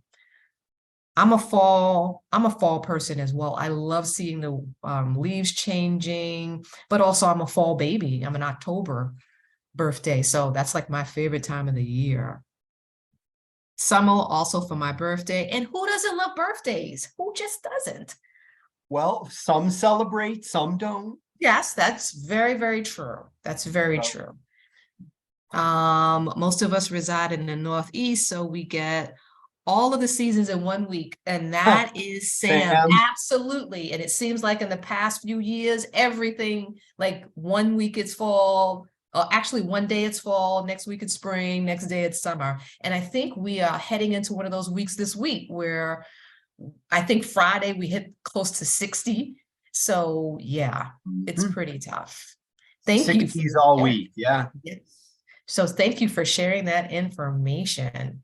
So going back to our report outs, you were asked prior to the breakouts to first take a look at the questions around clinical supervision, your thoughts around clinical supervision and or supervision, and what you would like to spend the majority of your time on and what you end up spending the majority of your time on, and what's the discrepancy between the two.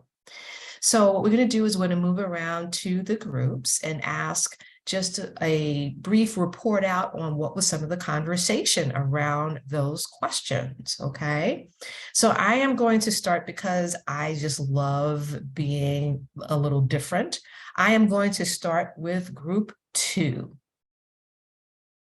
So group 2, would you like to report out on what your discussion looked like? I can't remember what number my group was. It's okay. We were 5. Thank you. Okay. Thank you. Okay. So let me see. Can I go into the breakout? So group 2 was Jared, Lisa, Nova, and Yvonne. Sometimes referred to as the pizza group. Yes. So group 2, would you like to report out? And Sam is noting that I wish this topic had more time to discuss. And Nico agrees. It's funny because I was actually going to ask folks that if you felt like more time MT would have been helpful, or if it was enough time ET. Yes. So, okay, so we're getting some MTs, and we don't mean mountains here. We need more time. Okay. Absolutely.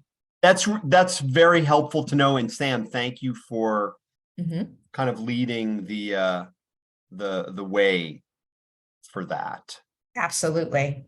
Absolutely. And in some spaces, I mean, definitely feel comfortable in letting us know that you wish for more time. While we have material that we need to cover in the training, we can definitely slow it down a little bit to allow for more conversation, discussion, etc. So definitely feel free in the learning community to say, hey, can we spend a little bit more time on that? Or if we do something in the breakout room and you feel like you'd like to talk a little bit more about it in the larger group, we definitely can do that as well.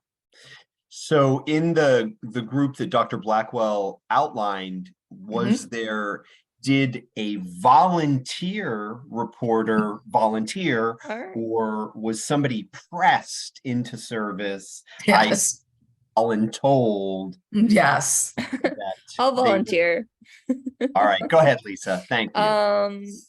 I think there was a really big consensus on getting everybody, like the time spent getting everybody on board with changes, with policy, with procedure, and things like that, and getting them to kind of follow the lead and pull the weight prevents from like clinical innovation and clinical development that we would like to be doing.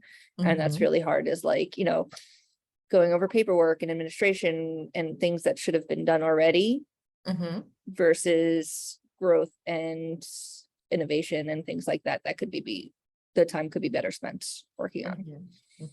So that would, if it's okay, if I can reframe that conversation, is that all right with you? Absolutely. Absolutely. So it sounds as if your group wanted to do more in regards to really thinking about practice, work with clients, etc. But you found yourself kind of focusing more on the administrative component for a variety of different reasons, whether it's paperwork, whether it is the current environment in which we find ourselves, because we do know that the administrative piece can take over a clinical supervision very easily, because we have to be mindful of paperwork, documentation, billing, all of those things. Would that be fair to say that that was an appropriate reframe? Yeah, absolutely. Just, you know, wanting more time for growth than maintenance. Okay, definitely. Yeah.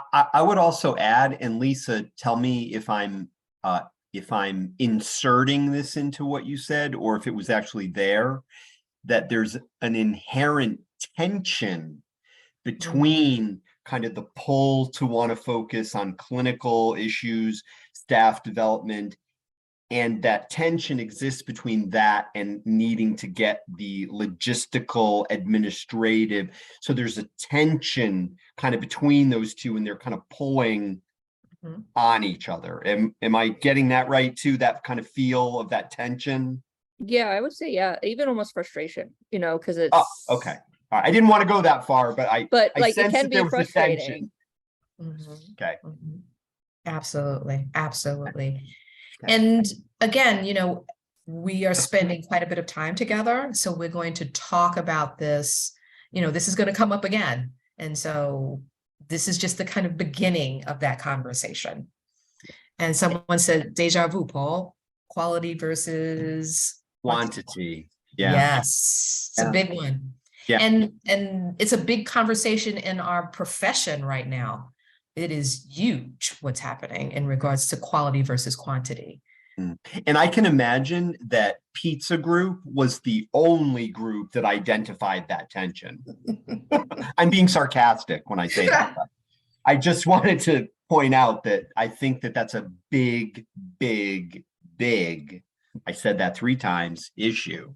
Absolutely. And that frustration does exist. And I'm glad, Lisa, that you used that word. So thank you for putting that out there.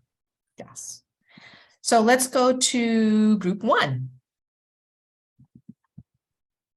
I'm happy to jump in for us for group 1.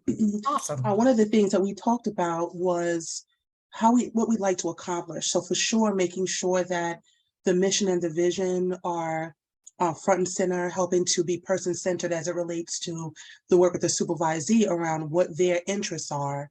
Also, how we spend our time in terms of improving performance. We would like to make sure that there is an availability for supervision and debrief time as well. And then also for organizing cases and creating learning circles and objectives from the activities that we do.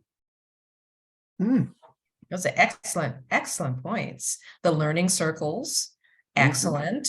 Also the component of creating the space for supervisees to learn, to grow, to develop, which sounds very similar to what group 2 was saying around having that opportunity to do that. Awesome work. It sounds like it was a really interesting conversation.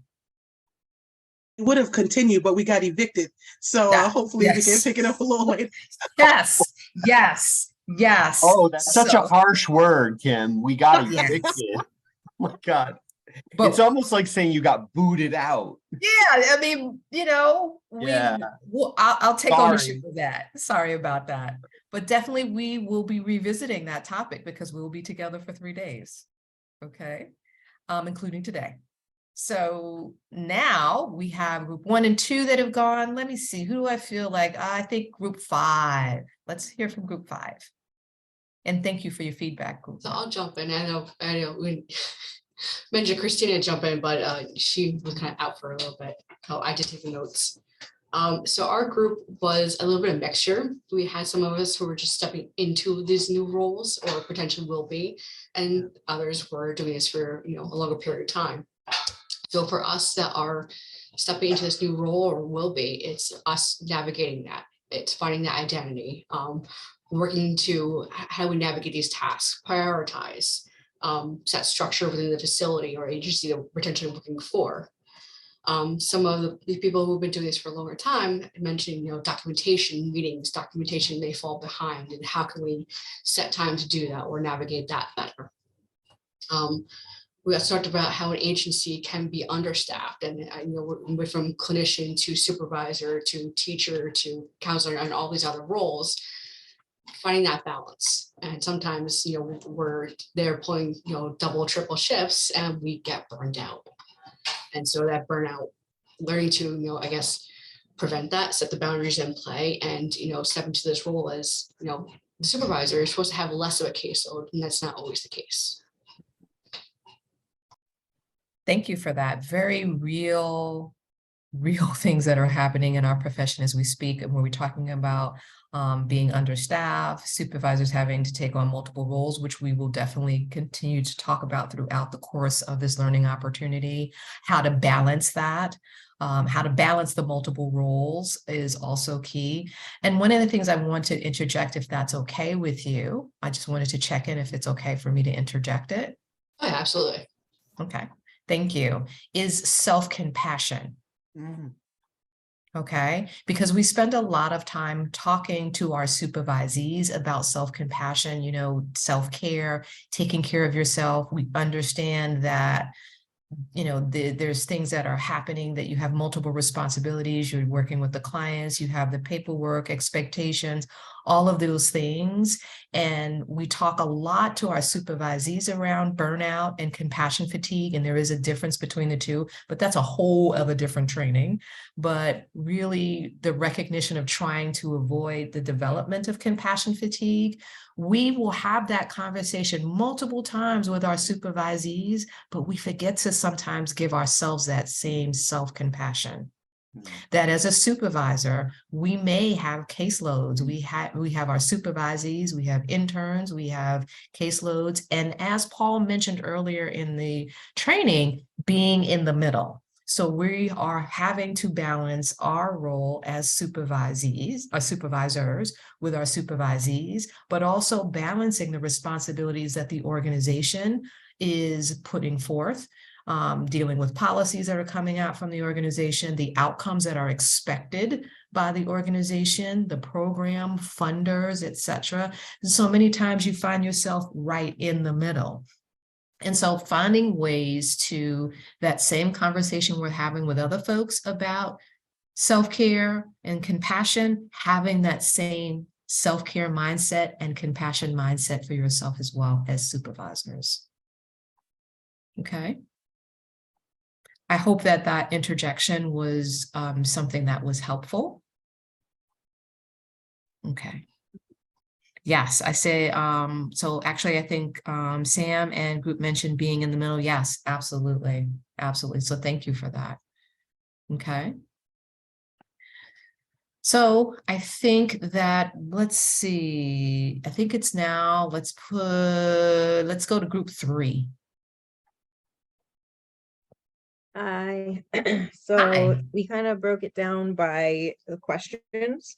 And when we were discussing what we wanted to accomplish as clinical supervisors, self-efficacy came up a lot, of like giving people the tools that they needed, teaching them the skills that they need so that they feel empowered to do the work that they need to do, but also having an open door policy and being able to support them, not just in the allocated like 1 hour a week. So if they need more, they feel like they can come to you.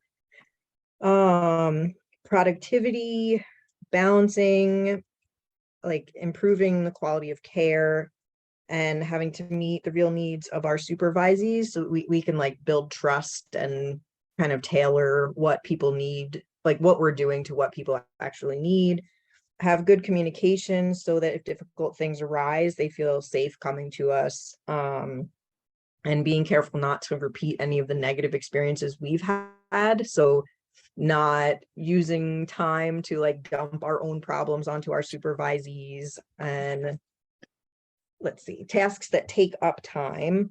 A lot of people talked about administrative and clerical work, paperwork, billing, callbacks, emails, and having to sift through and prioritize and addressing urgent matters that came up. And ideally, the ways that we would like to spend our time are following up and having one-on-one time with supervisees, allocating time to building a strong team and like getting to know each other and building personal relationships, emphasizing accomplishments and strong points and weekly wins, and making sure that people feel like the things that they're doing are being seen.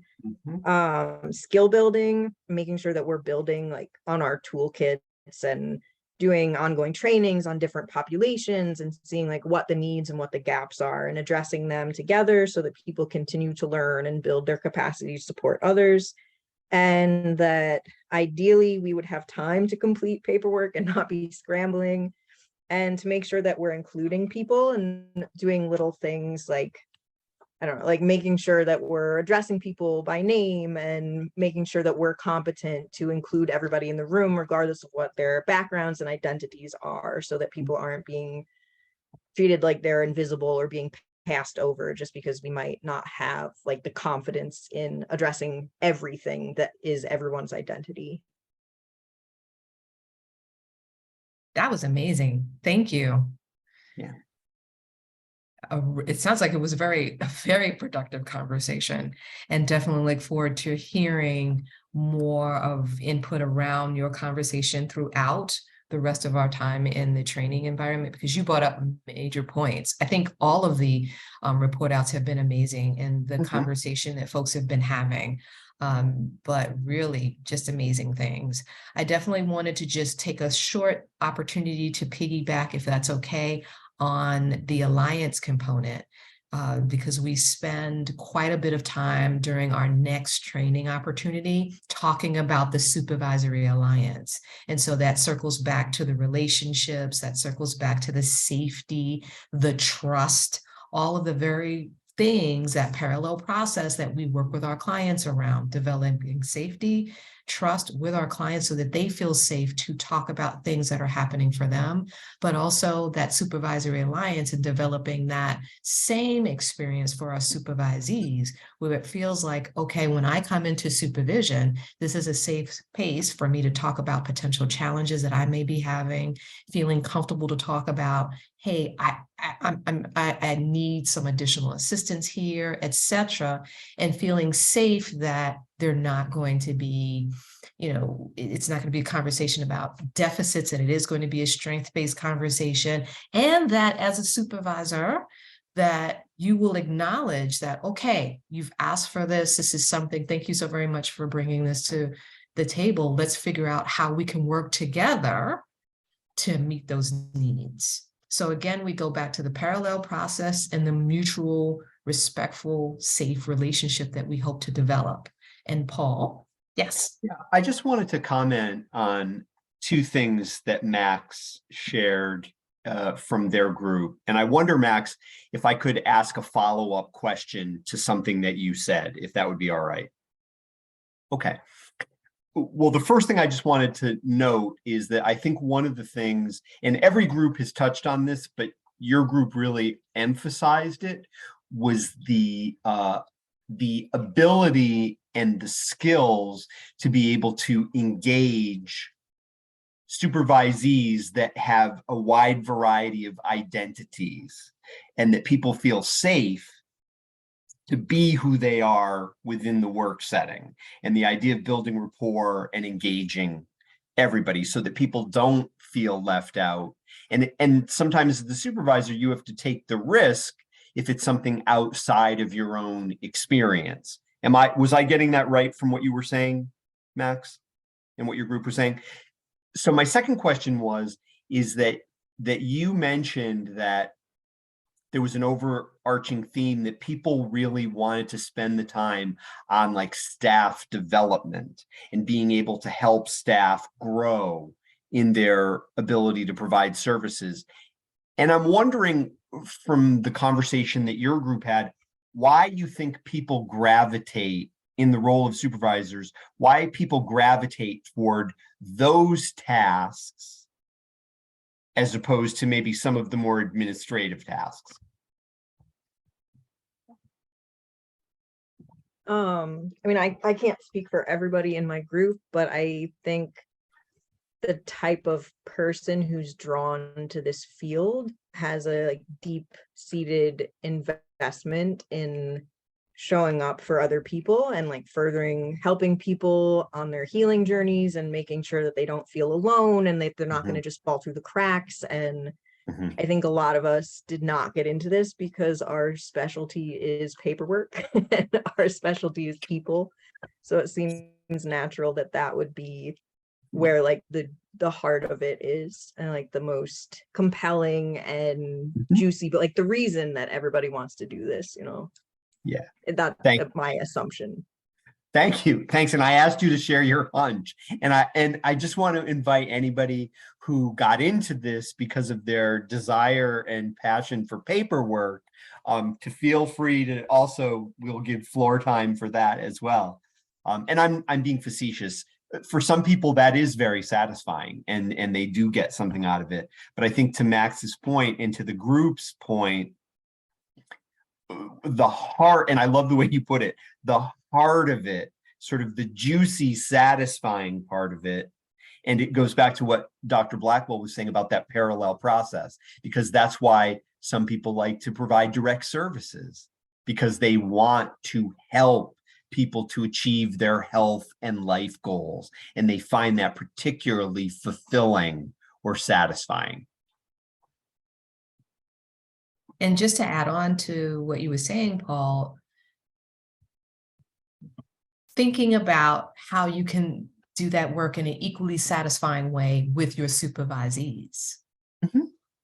Because there is nothing, you know, there's something to be said to seeing a supervisee who you might have hired that person, they came in, you're the first supervisor that they've worked with, may have just come from school, any number of different things.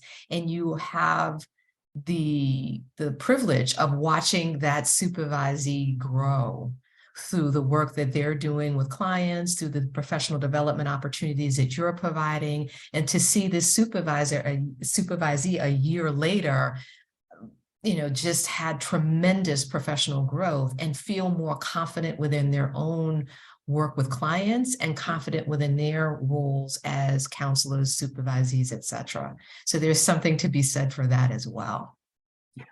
Yeah. And I believe Joyce, you have your hand raised. I do.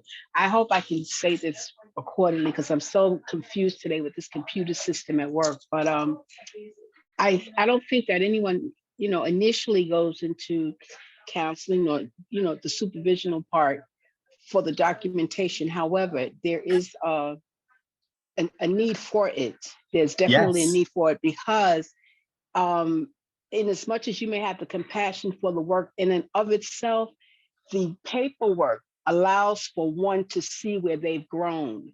Visually, we know this or the other, but when it comes down to really, what have I done? Let me see it. I need the blueprint, and it's not going to always remain here. It's going to remain on the paper. So documentation, and I don't like it, but I document well, because when you open up, I need to know I did this right. I need strengthening here, etc. Thank you. Thank you for that.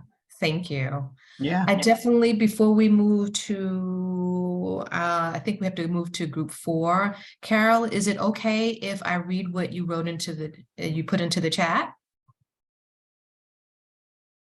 Yes, absolutely. Okay, so excuse me for you seeing the side of my head, but what I've seen is that some of our colleagues are on the verge of retiring. They're waiting for new staff to fill these new roles and revamp agency policies and procedures, etc. The agency may have cut staff or neglected to fill roles for years. For whatever reason, now it's time to bring in new ideologies and theoretical perspectives. Well said. Well said. And we also are in some spaces where some folks may need to retire to bring in the new perspectives. And so it is all of that. And thank you so very much, Carol. And I think that some of your colleagues are totally agreeing with what you're saying. And I was thinking about what Danielle wrote. Danielle, I also agree with what Carol is saying, and I'm seeing that not just at my agency, but the counties we serve, right? Right. And so innovation, new ideologies, new theory, new evidence-based practices, the actual practice of evidence-based practices, not just saying that we're doing it, but we're actually doing it. Staffing, all of these things are things that we have to consider in our role as supervisors or clinical supervisors, because they all have the ability to impact our work, our supervisees' work, and what we're doing with clients going forward. Okay. Now I just wanted to make sure that I did cover group 4 because I was bouncing around. Group 4, I did cover? No? Okay. So now it is time for group 4, and you're bringing us home, group 4. So can you talk to us a little bit about what your conversation looked like? Our conversation stated around what we would like to focus on is staff development, promoting growth, more training, and a safe place to do that in. And then the other one is what I would like to spend more time on, or us as a whole, was needs being met as the supervisees, getting feedback, whether positive or negative, and being mindful of the and being minded about the struggles and the suggestions, just being open, and team building for the team. And what's the difference between the two, I think was the third question. We had talked about power. Everybody found in common that we all talked about that power struggle, that we, being able to supervise in the delivery of the whole conversation, how they deliver and how it come across, and addressing situations.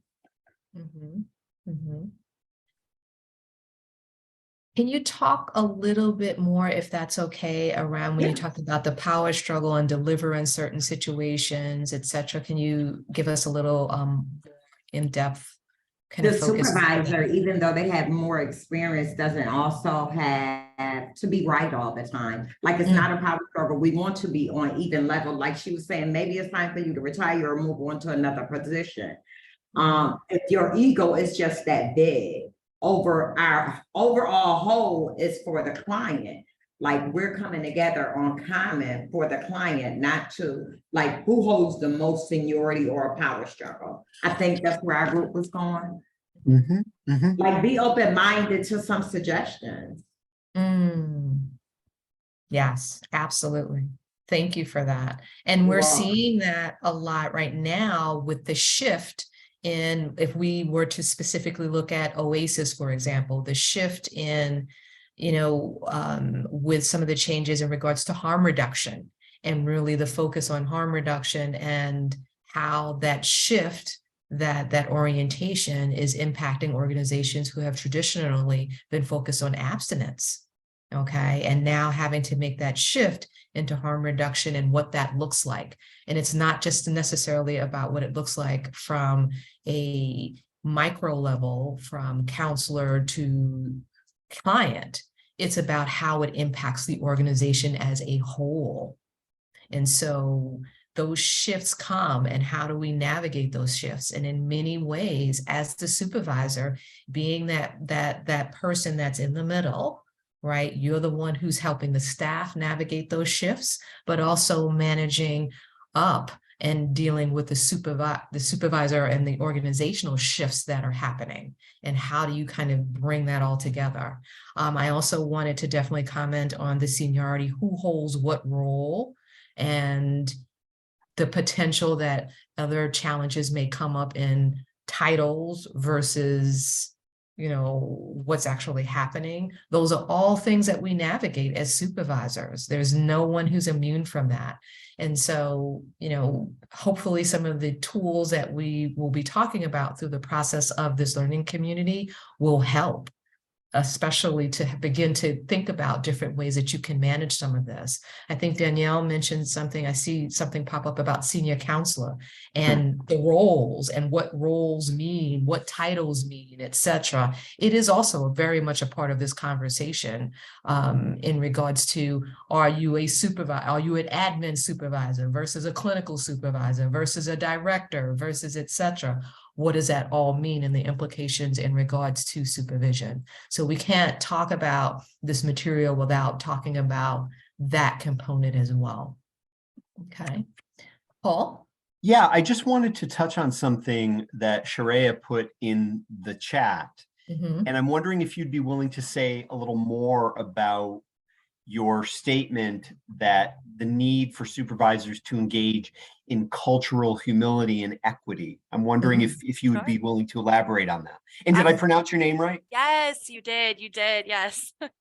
Yeah, absolutely. I think that I was really identifying with what, Jacqueline and Dr. Blackwell were saying about, we live within this hierarchy, right? And there's this shift happening, especially within working with people who use drugs. And so sometimes the tradition of that power struggle and folks who are I have a title above you, so what I say matters more. To me, when I started implementing more cultural humility into the way I interact with my peers, not just, participants or the folks that we provide direct services to, it really, I think, helped me evolve and start to learn how to create an equitable space while still respecting that there is a hierarchy and there's a certain way that decisions are made about an organization, because, we have so many regulations and funding and different things we have to do. So that's necessary, but there's ways that we can approach things that we listen to other folks. For example, my job I wouldn't even have my job right now if that is not what my superiors did. My job did not exist last year. I was doing a lot of work within the company and there was a need for it. And so we found money and made it, so I would have never been able to see a lot of the changes that we've had in the company over last year, including becoming an OOPP when we were not previously, different things like that, if my superiors hadn't practiced that cultural humility and listened to me and said okay, maybe what we're doing right now isn't working and we need to serve folks in a different way. And so that impacted me in a way that I strive daily to do that, but not all supervisors do. And I think that's where a lot of that power struggle and discord comes from. So that's kind of what I meant by it. Excellent. Yeah, thank you for the elaboration. Thank you so very much. I think these conversations were amazing, and we'll continue to have amazing conversations as we move forward. So if it's okay, I'd like for us to move forward, if that's all right. I have thumbs up, hands raised. Okay, awesome sauce. So what I'm going to ask for folks to do is to take a look at the participant workbook and turn to page 13, because we're going to now talk about the definition of clinical supervision. Okay. And I'm going to ask if someone would like to voluntold or volunteer for someone to read the definition for us of clinical supervision.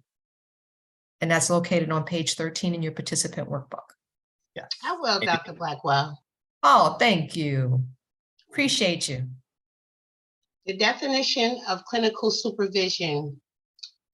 SAMHSA tab 21A, 2007, as reviewed in the online portion of this course, defines clinical supervision as a social process occurring over time in which supervisor participates with supervisee to ensure quality care. Effective supervisors observe, evaluate, mentor, coach, build teams, promote self-motivation, learning, professional development, create cohesion, resolve conflicts, and shape agency culture, address ethical and diversity issues. Such supervision is key to both quality improvement and the successful implementation of consensus and evidence-based practices. Would you like me to read the question as well? No. Thank you. So thank you. That was so much appreciated. She was like ready to go. Okay, thank you. Question number one. No. That's question number one. So, you know, we've talked about, and I think we've had such a well-rounded conversation that we don't necessarily have to do a deeper dive into these questions, because we really have looked at where folk are, some of the discrepancies of what you would prefer to be doing versus what the demands of clinical supervision or what supervision requires us to do. So it's that juxtaposition of, I'd like to be doing more staff development, professional development, needs assessments, et cetera, and providing an environment for staff to really have that professional development versus the administrative component, which is documentation, which is all of the things that come with that because of the nature of where we find ourselves as a profession. And so one of the questions that we want to think about is, how do you balance that discrepancy? How do you get to more of what you would like to be doing, even though you may be in a situation that you may find yourself during that supervision session thinking about, okay, I need to address documentation, et cetera. How do I find the balance to provide that professional development component in my supervision with our supervisees? As it stands right now, for some folks, it may be very challenging to do that based upon the things that, you know, quite honestly need to do. So it's really beginning to lean into that question of, how do I address that discrepancy?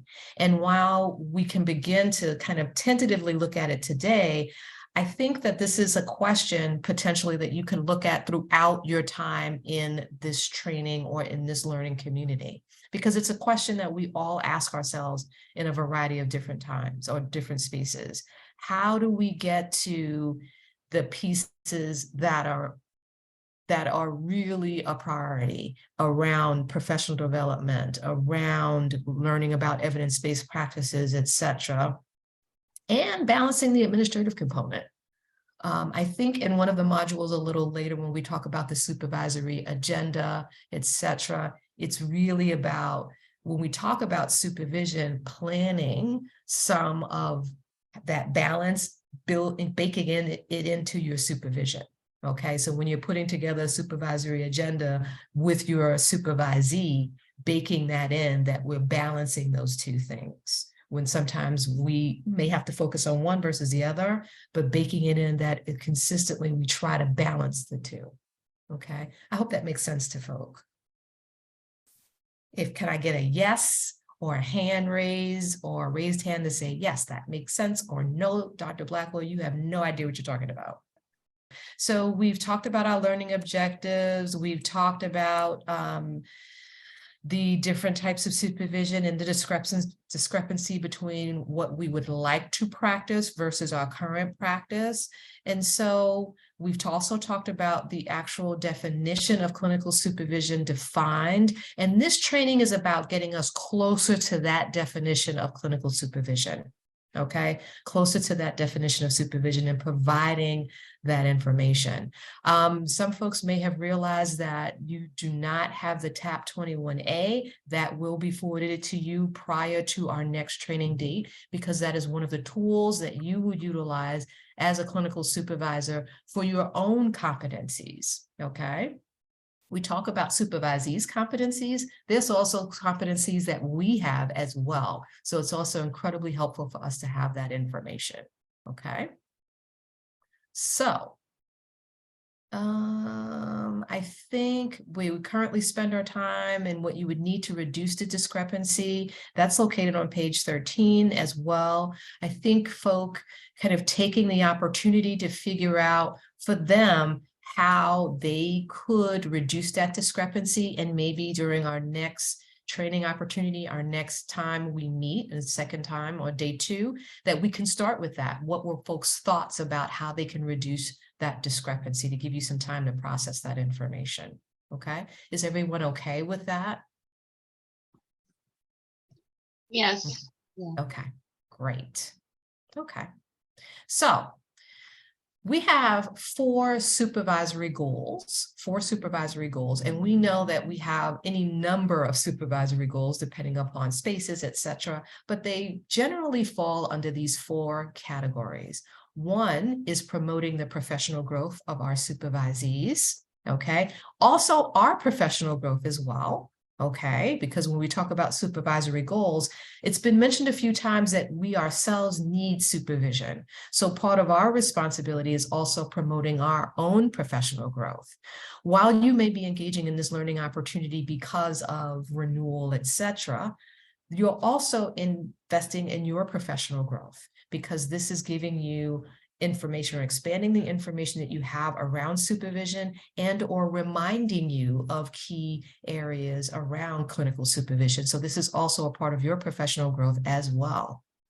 The other thing is protecting welfare of clients. Now, while protecting welfare of clients is number 2, that does not mean that they're not in any particular order. That does not connotate a priority. These are just the 4 supervisory goals. So protecting the welfare of clients is key. It is one of our supervisory goals, but it is also a priority in any of the work that we're doing within any of our organizations, etc. And also working with our supervisees as well to make sure that the welfare of our clients are protected as well. And one of the ways that we do that is by providing consistent supervision and direct observation, so that we're able to determine if there's some challenges that one of our supervisees may be having in regards to their engagement of clients, etc., that we're able to work through that process with them. That then leads us into supervisory goal number 4, which is monitoring counselor performance. A part of monitoring counselor performance is really the direct observation, connecting to the administrative component, because it is a part of our responsibilities. Do folks have the tools to actually do their jobs? Are we making sure that those tools are available? If we're talking about an evidence-based practice, let's say motivational interviewing, because I'm looking directly at Paul thinking about that. When we talk about counselors actually using motivational interviewing, do they have the tools? Do they know what motivational interviewing is? Or has that just become a buzzword? That's all things that we want to think about when we monitor counselor performance. And so a little later on in our training opportunity, when we talk about performance rubrics, etc., we'll do a deeper dive into how you can begin to look at some additional tools that you can look at or engage in your work in monitoring counselor performance. And that includes, of course, a focus on performance evaluations. And then lastly, but again, not in any particular order, is empowering counselors. If we empower our supervisees, they feel more comfortable in their roles. They then feel more comfortable in engaging the clients that they work with. Okay, they feel more comfortable and safe in making decisions. They feel more comfortable and safe in coming to talk with you about challenges that they may have, and not be necessarily in fear of, like, if I expose to my supervisor that I don't know this, that there's going to be some sort of pushback. Okay, so we're empowering counselors to feel that they have a voice, that they can advocate for themselves, and that they can, you know, provide feedback on policies, provide feedback in the care that we're providing to clients, and provide feedback to organizational programmatic policies as well. So all of that comes under the umbrella of empowering counselors. Okay. And again, these are not in any particular order, but they are all equally important and a priority in our work as supervisors. Okay. So this next slide is really a lot of what we've been talking about thus far, the balancing those responsibilities. Okay, balancing the responsibilities. So if you take a look at this, it's really the seesaw effect. We have clinical supervision, which is consulting with the counselor, giving feedback, identifying needs, instruction, etc. And that feels very much connected to clinical supervision. But we also have to balance that with the administrative component, which we've talked about, in which folks, that's the discrepancy that sometimes folks have identified, that sometimes you find yourself more engaged in the administrative component versus the clinical component. And so that is the ongoing delegating and organizing of work, promotion, quality oversight, such as looking at the quality of the documentation, something that we sometimes find ourselves very challenged with.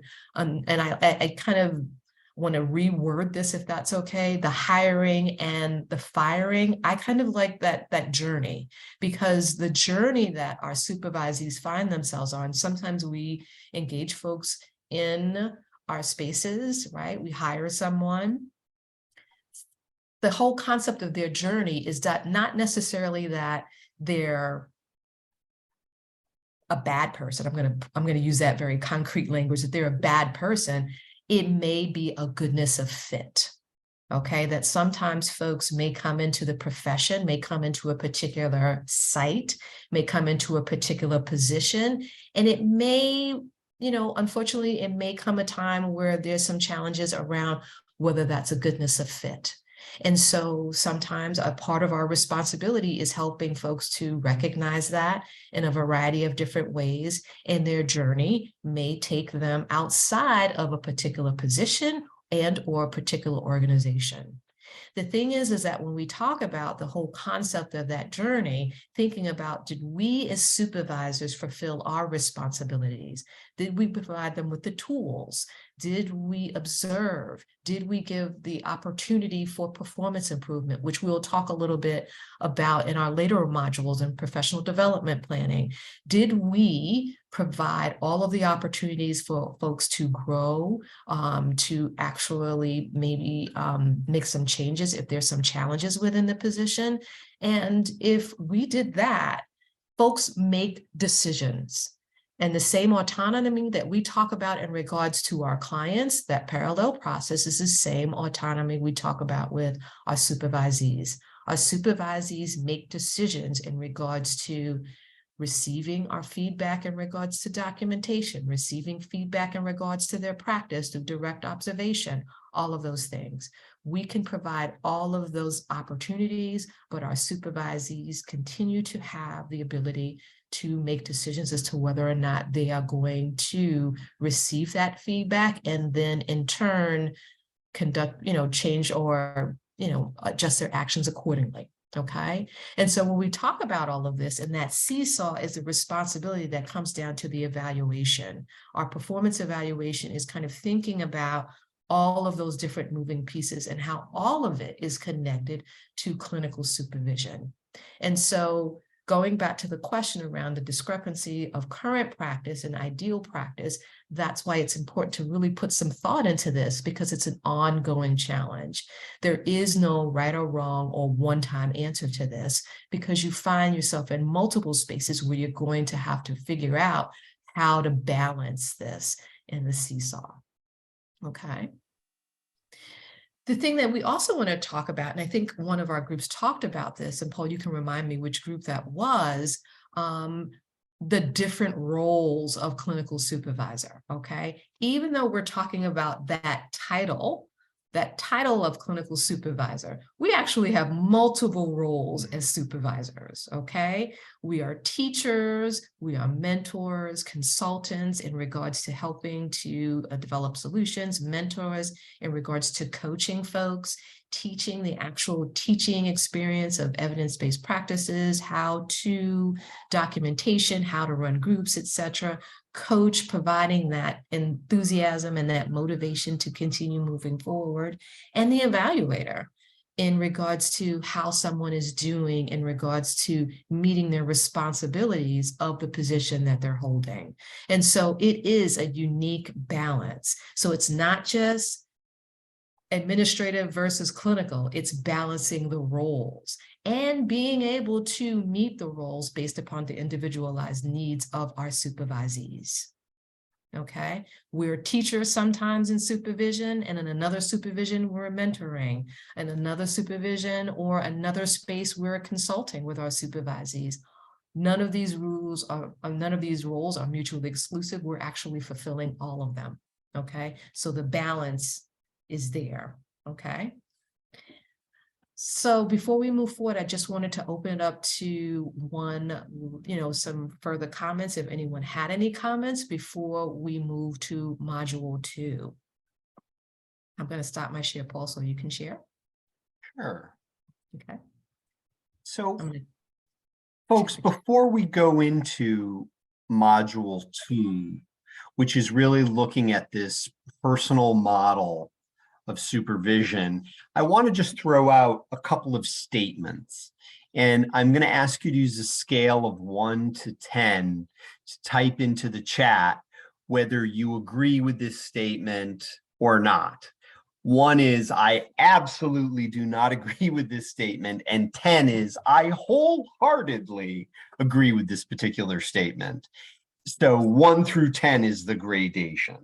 So here's statement number 1. And again, you're going to type in the chat, and don't do it before I say the statement, but you're going to type in the chat whether you totally disagree or somewhere on that scale all the way to I wholeheartedly agree with this. Okay? And this is your subjective answer. First statement.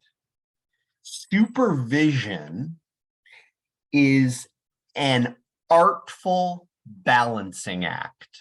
I'll say it again.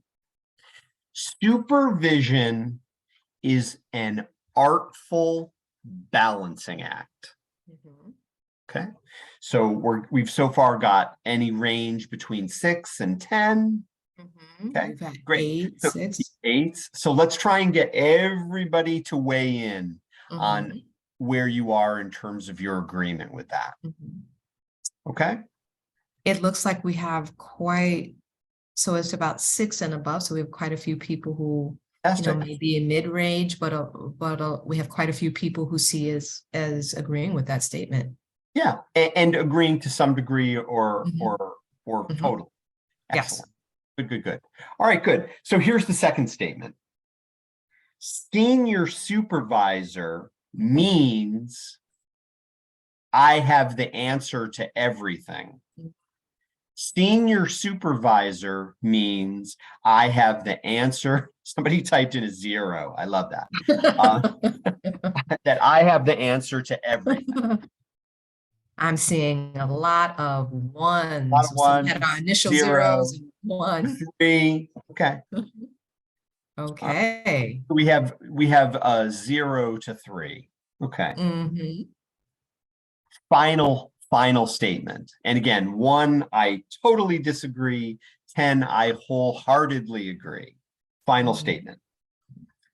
Supervisors must remain open and educatable. Supervisors must remain open and educatable. Keith, you like that? You're giving that a thumbs up.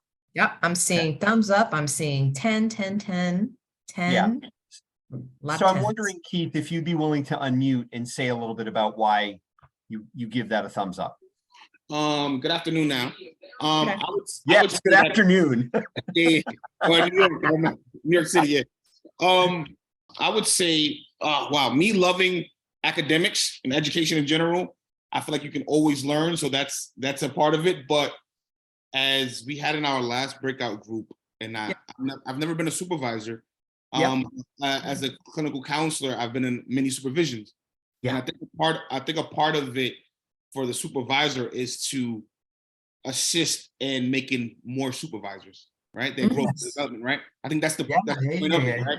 And that's education. So I believe when it comes to a supervisor, as in the Foundation I course, they spoke about you becoming, like, say they're your peers, you're all client. I mean, you're all supervisees, you're all counselors, and then you get promoted, right? And now that dynamic changes right away. And I might have, me as a counselor, I was a young counselor, short in the field. I've been with counselors that been in the field 20 years, but I have a different new lens on how the field looked before in substance abuse. But as I can learn from them. And if you've been a counselor for you've been in the field for 20 years, and I've been in for 2.5 years, and I just now become a supervisor, I have to be, that's a must for me to be open to being educated on how it works, especially if there's been counselors that might have been supervisors in different facilities and they just came here, maybe they got more money and this one compared to where they was at, and that might happen. So it's a must when it comes to education. I'm being able to be open and educatable. Okay, thank you. And Keith, I really appreciate your passion for that idea, because it comes through in the way you talk about it. I will also throw out and I'm making a personal disclosure here, because remember, I've been in the role of supervisor.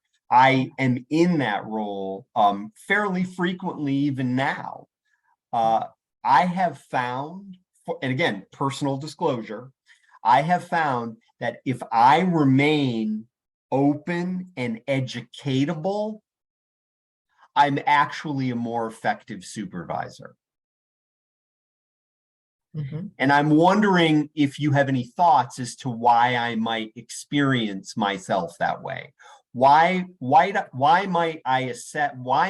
I be more effective as a supervisor by being open and educatable? What are your thoughts about that? And anybody is welcome to unmute and comment on that. So that has been my experience. What is your Joyce? I see that you're unmuted. Did you want us to comment? Yeah, I believe that you are in that phase because there's always changes in the field. Changes are current. That's why we're here today, not only to educate, but to learn what's new in the field. Okay. And if I am closed-minded, I will miss the mark. Okay, thank you so much. So a couple of people have written in the chat. Dion says, you learn from others. Sharia says, I think that speaks to the need as supervisors, we have to be mindful that the voices of the folks we supervise need to be present in creation of what the supervision process looks like. And in others to do that, we must be, and in order to do that, we must be educatable. Yvette says, you place yourself in the role of learner. Sam, if we refuse to learn, how can we expect our staff and clients base to? Yeah, and go ahead, Joyce. Did you want to say anything else? Yeah, I remember years ago in undergrad, one of the professors made a statement, and she said this: never be intimidated by your subordinates, your supervisees, who may have greater ideas than you. It makes for a better team. Each one teach one. Thank you. Thank you. And very, very easy to say, not always easy to do. Absolutely. Because one can get caught up in the identity of being a supervisor. So yeah, go ahead, Keith. Did you want to add something, please? Yes, I wanted just to add this. Good afternoon again. I believe, I don't know if I'm using the right word for this climate of day, but the counselors, from my experience, personal disclosure, when it comes to facilitating groups, treatment plans, house runs in the substance abuse field, we have a better air because we're in the trenches more, I would say.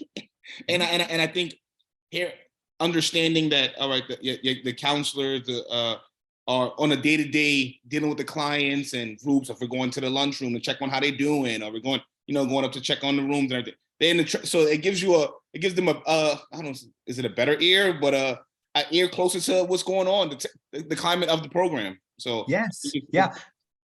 And I think a word I might use there, Keith, to describe what you're also saying, what I'd add, is that it's an informed ear. And that if you're an effective supervisor, you're willing to acknowledge and invite the expertise of your supervisees into that conversation. Keith, am I getting the spirit of it? Okay, okay, yeah. So folks, I will also throw out, and again, this is a personal disclosure, I will also throw out that my model of supervisory interaction or delivery is always evolving. I don't have just one particular way, quote unquote, of doing supervision, because let's say I have the great opportunity to be on a team with Nico, Max, and Jared.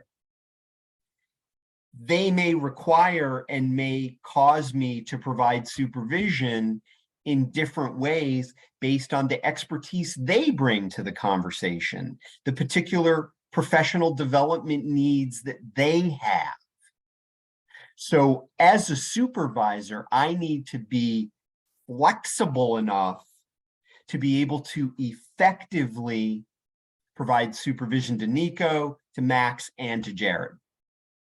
And anybody else I have the opportunity to do that with. Now, that doesn't mean that I may not have particular, yes, a kind of an eclectic supervision. And it doesn't mean that I don't have a particular philosophy or thinking behind what I'm doing.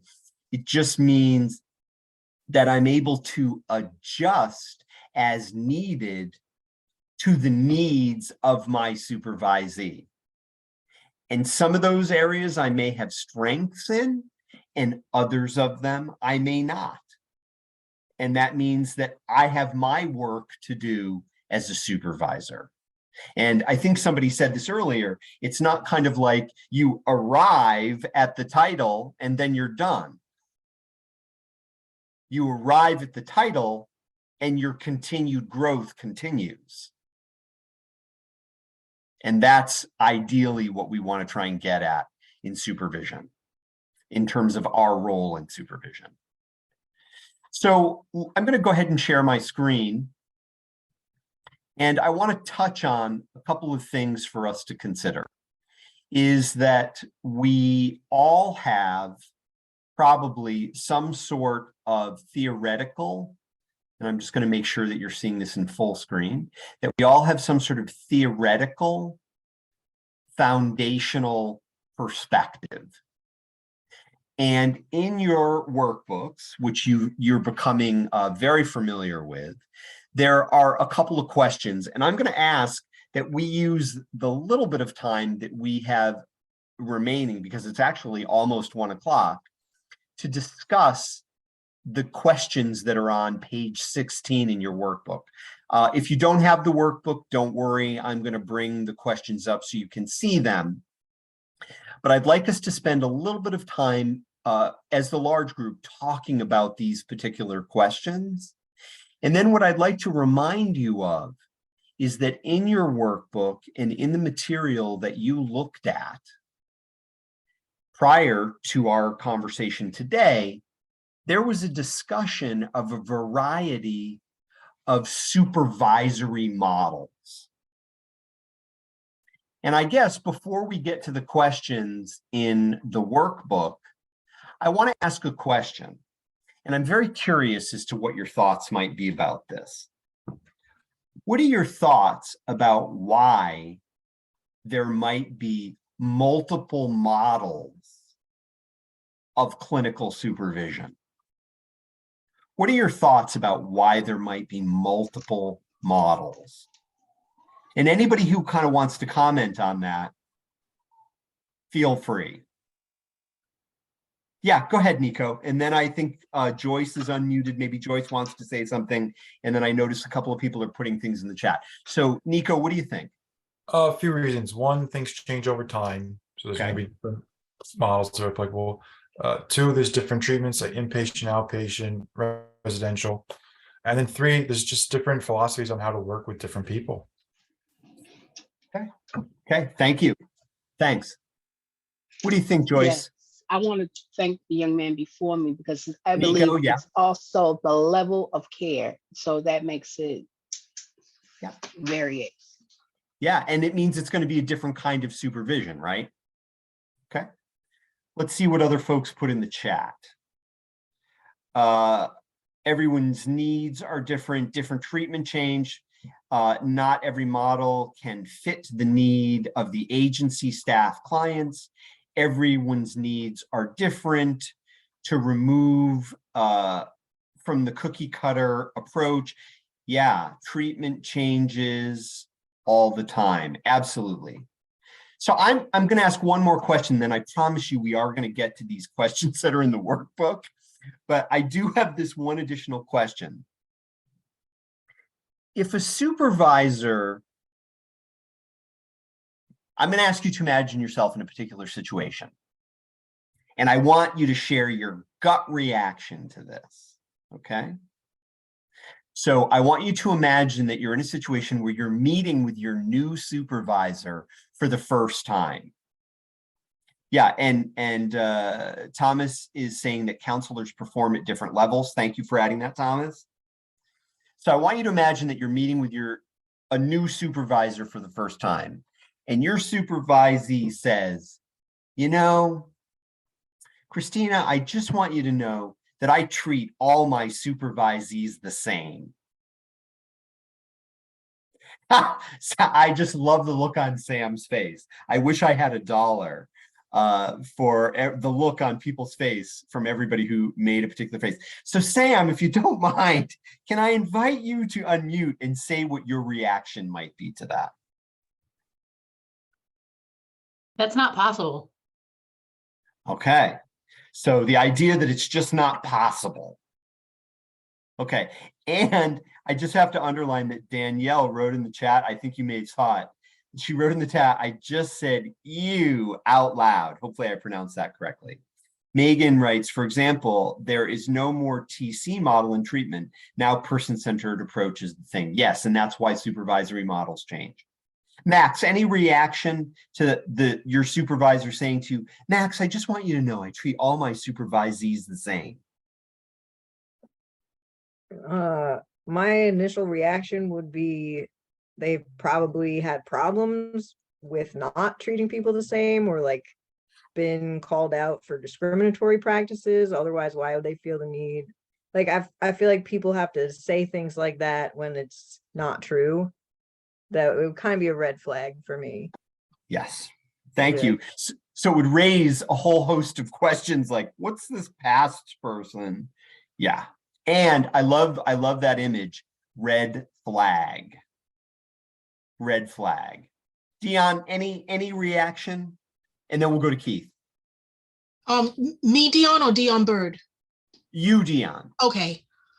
Thank you. That is as offensive as Yes. I don't see color, because then you don't see me. I want you to see me as an individual. I want you to treat me as an individual. I want you to see my unique needs in supervision, and it's offensive. Thank you. And I want you to walk away, folks. If you walk away with one thing from our conversation today, before we go to Keith, because maybe you're going to be walking away with two things, but if you walk away with one thing from our conversation today, walk away with what Dion just said.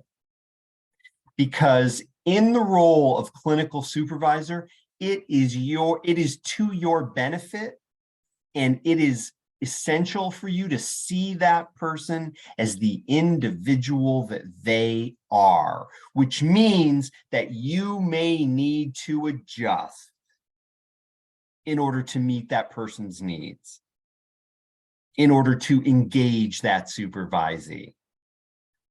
Go ahead, Keith.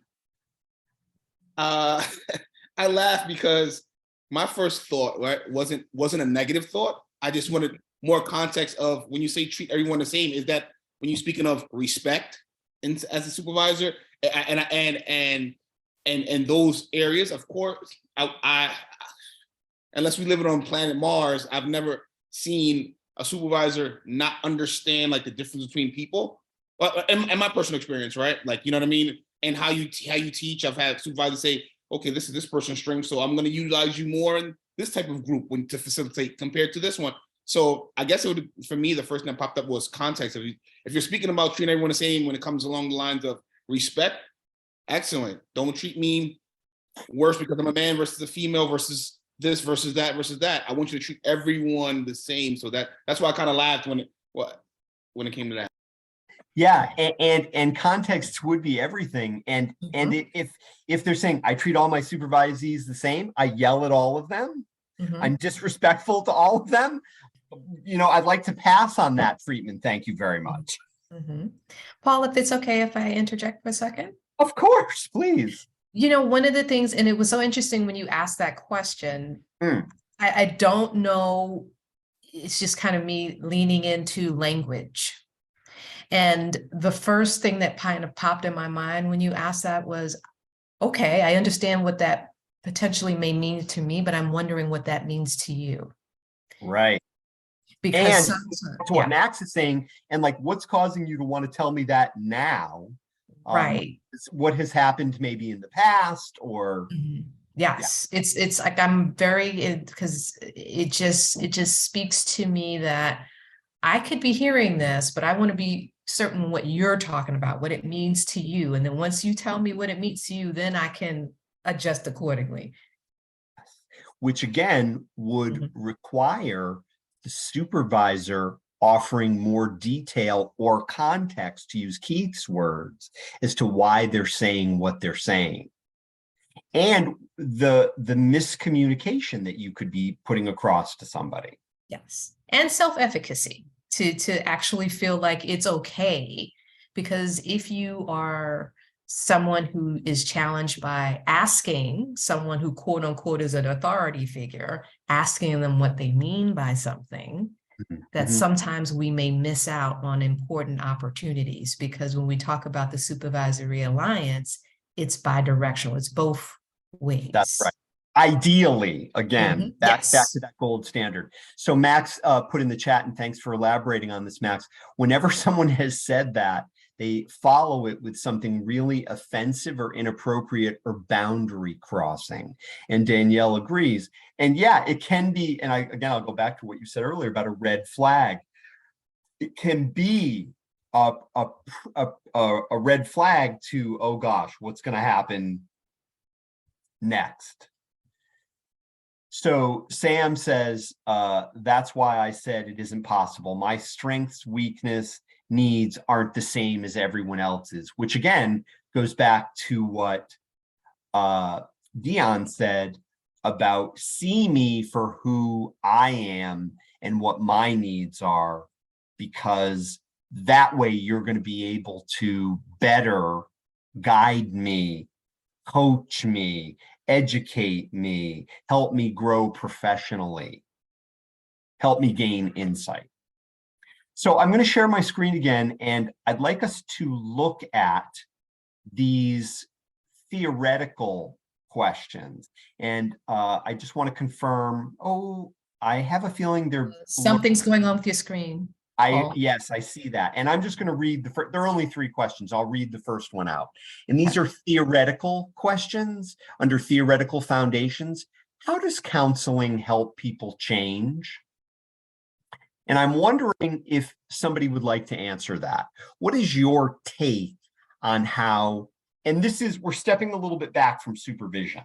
Okay. Oh, thank you, Danielle. Danielle put them in the chat.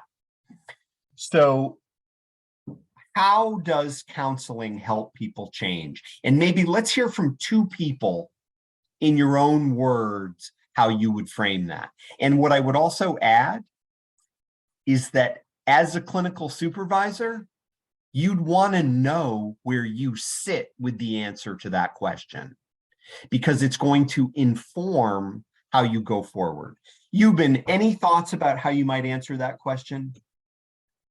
Can I share And my then- thoughts? Yeah, go ahead, Christina, and then we'll go to Yuban. Go ahead. Okay, so I don't think there's a specific one answer to how counseling helps.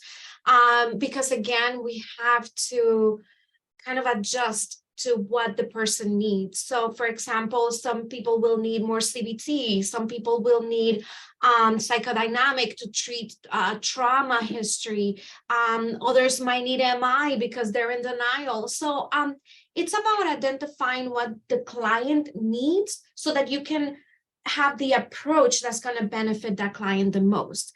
And so for example, I have a patient who I needed to identify the irrational thinking patterns and how that contributes to the feelings and how to change their thinking patterns. So CBT would be the approach to help that particular patient. So it's different. There's ways. Got it. So Christina, I'm going to summarize what you said and tell me if I got it right, and then we'll go to Yuban. Your answer on that question is there are multiple methods. Correct. And we need to have each of these methods at our facility in order to be responsive. Correct. Yes. Got it. Okay. Yuban, any thoughts? How would you answer that question? And again, we can go to the chat. Thank you. Thanks to our colleague. How does counseling help people change? What's your thought about that? How would you answer that? So I always said this, the way everyone was educated or grow up, all of us has that little box that we live in. Okay. And a lot of times you have to think that outside of the box, which is hard for everybody. So the counseling would help them, hey, maybe that's not the approach that you would need to take. Maybe there's all the other options out there to explore. You know, maybe what you had believed is not 100% correct. So I think counseling would help to navigate that. Okay. So again, Yuban, I want to summarize what you're saying and you tell me if I get it right, okay? Yuban is answering that question and saying, look, one of the first things we need to be aware of is that we all come with our own lenses of how we experience things and how we see things. And we need to be able to think outside of our individual lenses in order to figure out what's going to be best for this person. Yuban, did I get that right? Absolutely. Okay, so we just got two very distinctive answers, both insightful, both thoughtful, and we're also getting other answers, I'm thinking, in the chat too.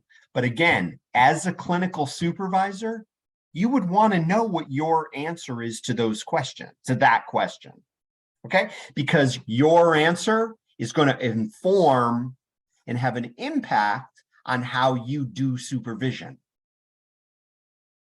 So let's go to the second question, and maybe we can hear from two folks on that too. So the second question, what are the necessary ingredients? Oh, I love this one. It's so broad. What are the necessary ingredients of change? And who would like to unmute and tackle that one first? What are the necessary ingredients of change? Joyce, I see that you're unmuted. Go ahead. I said legal, family, awareness, self-awareness, and motivation. Okay. Legal, family, self-awareness, and what was the last one? Motivation. Motivation. Got it. Yvette, how would you answer that? I think understanding resistance. I think understanding what impairments and conditions that this individual came from. Okay. And I think understanding, give them opportunity to kind of fill out places. I put assimilation, adaptation, and accommodation because they have to get a feel and see if they're comfortable in that environment when they first come in, you know, so when they do their intake, initial intake, and the person who's giving them the tour, and then accommodating them by a schedule that they can say yes to. I can do these hours and I can come here on these days and by them understanding, what those roles are. So that's it. Okay. Okay. Yep. And that's a lot. It is. Okay. Thank you. Thank you. She said that like, oh, that's it. Like it was, two tiny things. Yeah. And that is definitely a philosophy. And again, notice what people are putting in the chat. I'm going to read a couple of the things that people are putting in the chat. Again, these are answers that you want to sort of lay out for yourself. Carol writes, for me, the only thing consistent is change. We are always adapting, learning, changing something. Behavior and energy does not lie. I deal with energy. The only thing required for me for my client is an open mind. My model is eclectic: Reiki, holistic, CBT, spiritual. And I'm not exactly sure how to pronounce that. Opanopono, and you'll let me know. Ho'oponopono. Okay, thank you. Can you elaborate on what that is? I've not heard that before. It's an ancient Hawaiian technique, more for meditation, mindfulness, and it's more mantra based. I'm sorry, please forgive me. Thank you. I love you. Thank you. Thanks so much, Carol.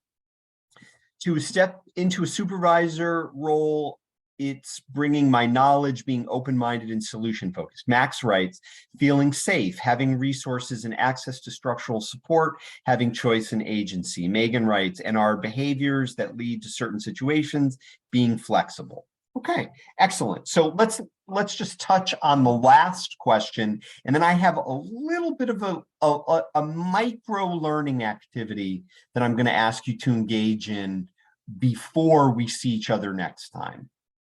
So let's just look at the last question and see if we can get 2 responses to this particular question. And let me just get to that last question. So the last question is, what model of change are you most attracted to? Thank you, Dr. Blackwell. I knew it was in the chat somewhere. So what model of change are you most attracted to? And it's interesting, you'll notice that these questions are focused on change, because therapy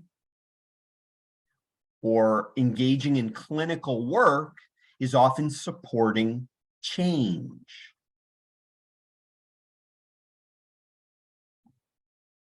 So anybody would like to unmute? What model of change are you most drawn toward? I can unmute. Go ahead, yeah. I typed something and I'm hoping I'm understanding the question correctly. That's all right.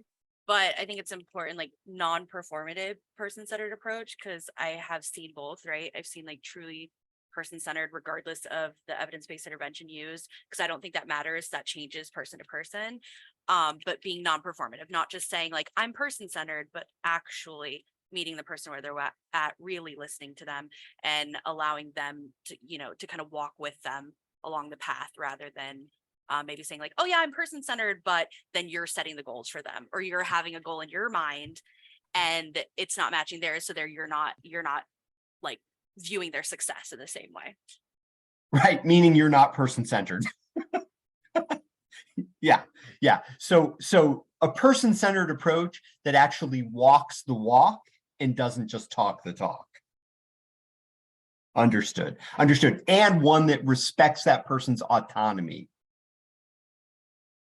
and celebrates that person's successes. Super.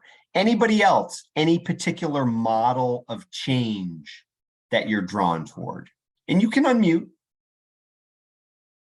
And I do think you understood the question correctly.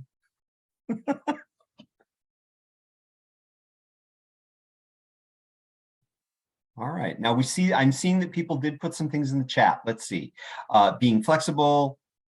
Carol writes, complementary assisted therapy, or CAM, bringing the holistic modalities that complement the traditional therapy models. Okay. 3 basic steps of Lewin's change theory. Unfreeze. First, a team or organization must unfreeze their current process and perceptions when preparing for upcoming changes Change, once the team or organization is no longer frozen, it's time to implement change. Refreeze, it's relatively easy to implement. Okay, excellent. So folks, in the last couple of minutes that we have left, let me say just a couple of things and then I'll let you know what I'd like you to do for the little micro learning activity. One, I will go so far out on a limb, and you don't need to necessarily say how much you agree with this statement or not. I'm making an editorial statement, so I want to acknowledge that. I'll go so far out on a limb as to say that we are all, everyone in this learning community, whether you're currently providing supervision, clinical supervision, or whether you're preparing to, that we are all, because we're engaging in this learning community conversation, we're all in the process of assessing, refining, and continuing to grow our personal model of supervision. How we will provide supervision when we are across from somebody else. The sheer fact that we've engaged together for almost 4 hours about this topic, to me, suggests that we are all in that process. And that personal model of supervision that we will offer when we are working with that individual or that team is something that, if we are fortunate enough and continue to do the work, will continue to evolve and refine and hopefully expand and be able to be flexible, as opposed to become rigid or stuck. For many of the reasons that you pointed out, that no two people are the same. People want to be seen for the person they are, and their needs need to be met for the person that they are. In your handbooks, your workbooks, and in the 14-hour training, you were exposed to a number of models of supervision. What I'm going to ask each of you to do is just briefly review those models, because they're very specific models based on very specific practices or perspectives. I'm going to ask everybody to briefly review those models. Let me emphasize, briefly review those models. And what I'd like you to do is I'd like you to identify one thing from one of the models that you particularly feel drawn toward, or it feels in alignment with your personal model of supervision. So I need you to be able to say which model and which one thing from that model aligns with your personal model of supervision. And the second thing that I'd like you to do is I'd like you to identify one thing that you see as very far away from your personal model of supervision. So you're going to identify the model and the one thing that's very far away from your personal model of supervision as well. Okay? So please have that ready for when we meet next, because I'm going to ask everybody to identify the model, the one thing they're drawn to that's in alignment with their personal model of supervision, and the model and the one thing that's furthest away from your personal model of supervision. Okay?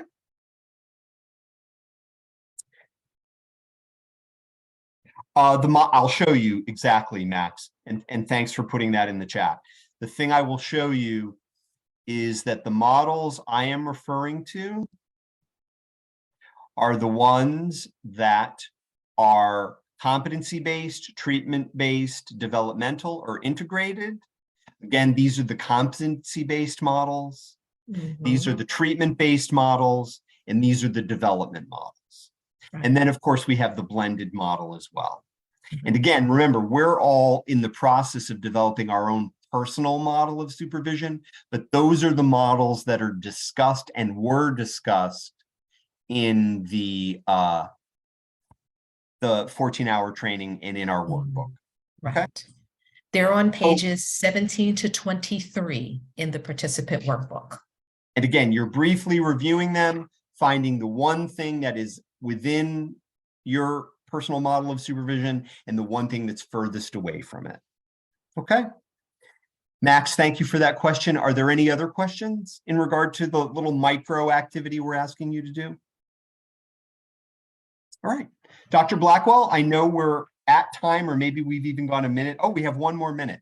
Is there anything you'd like to say before we conclude today, before we say thank you, and looking forward to seeing everybody next time?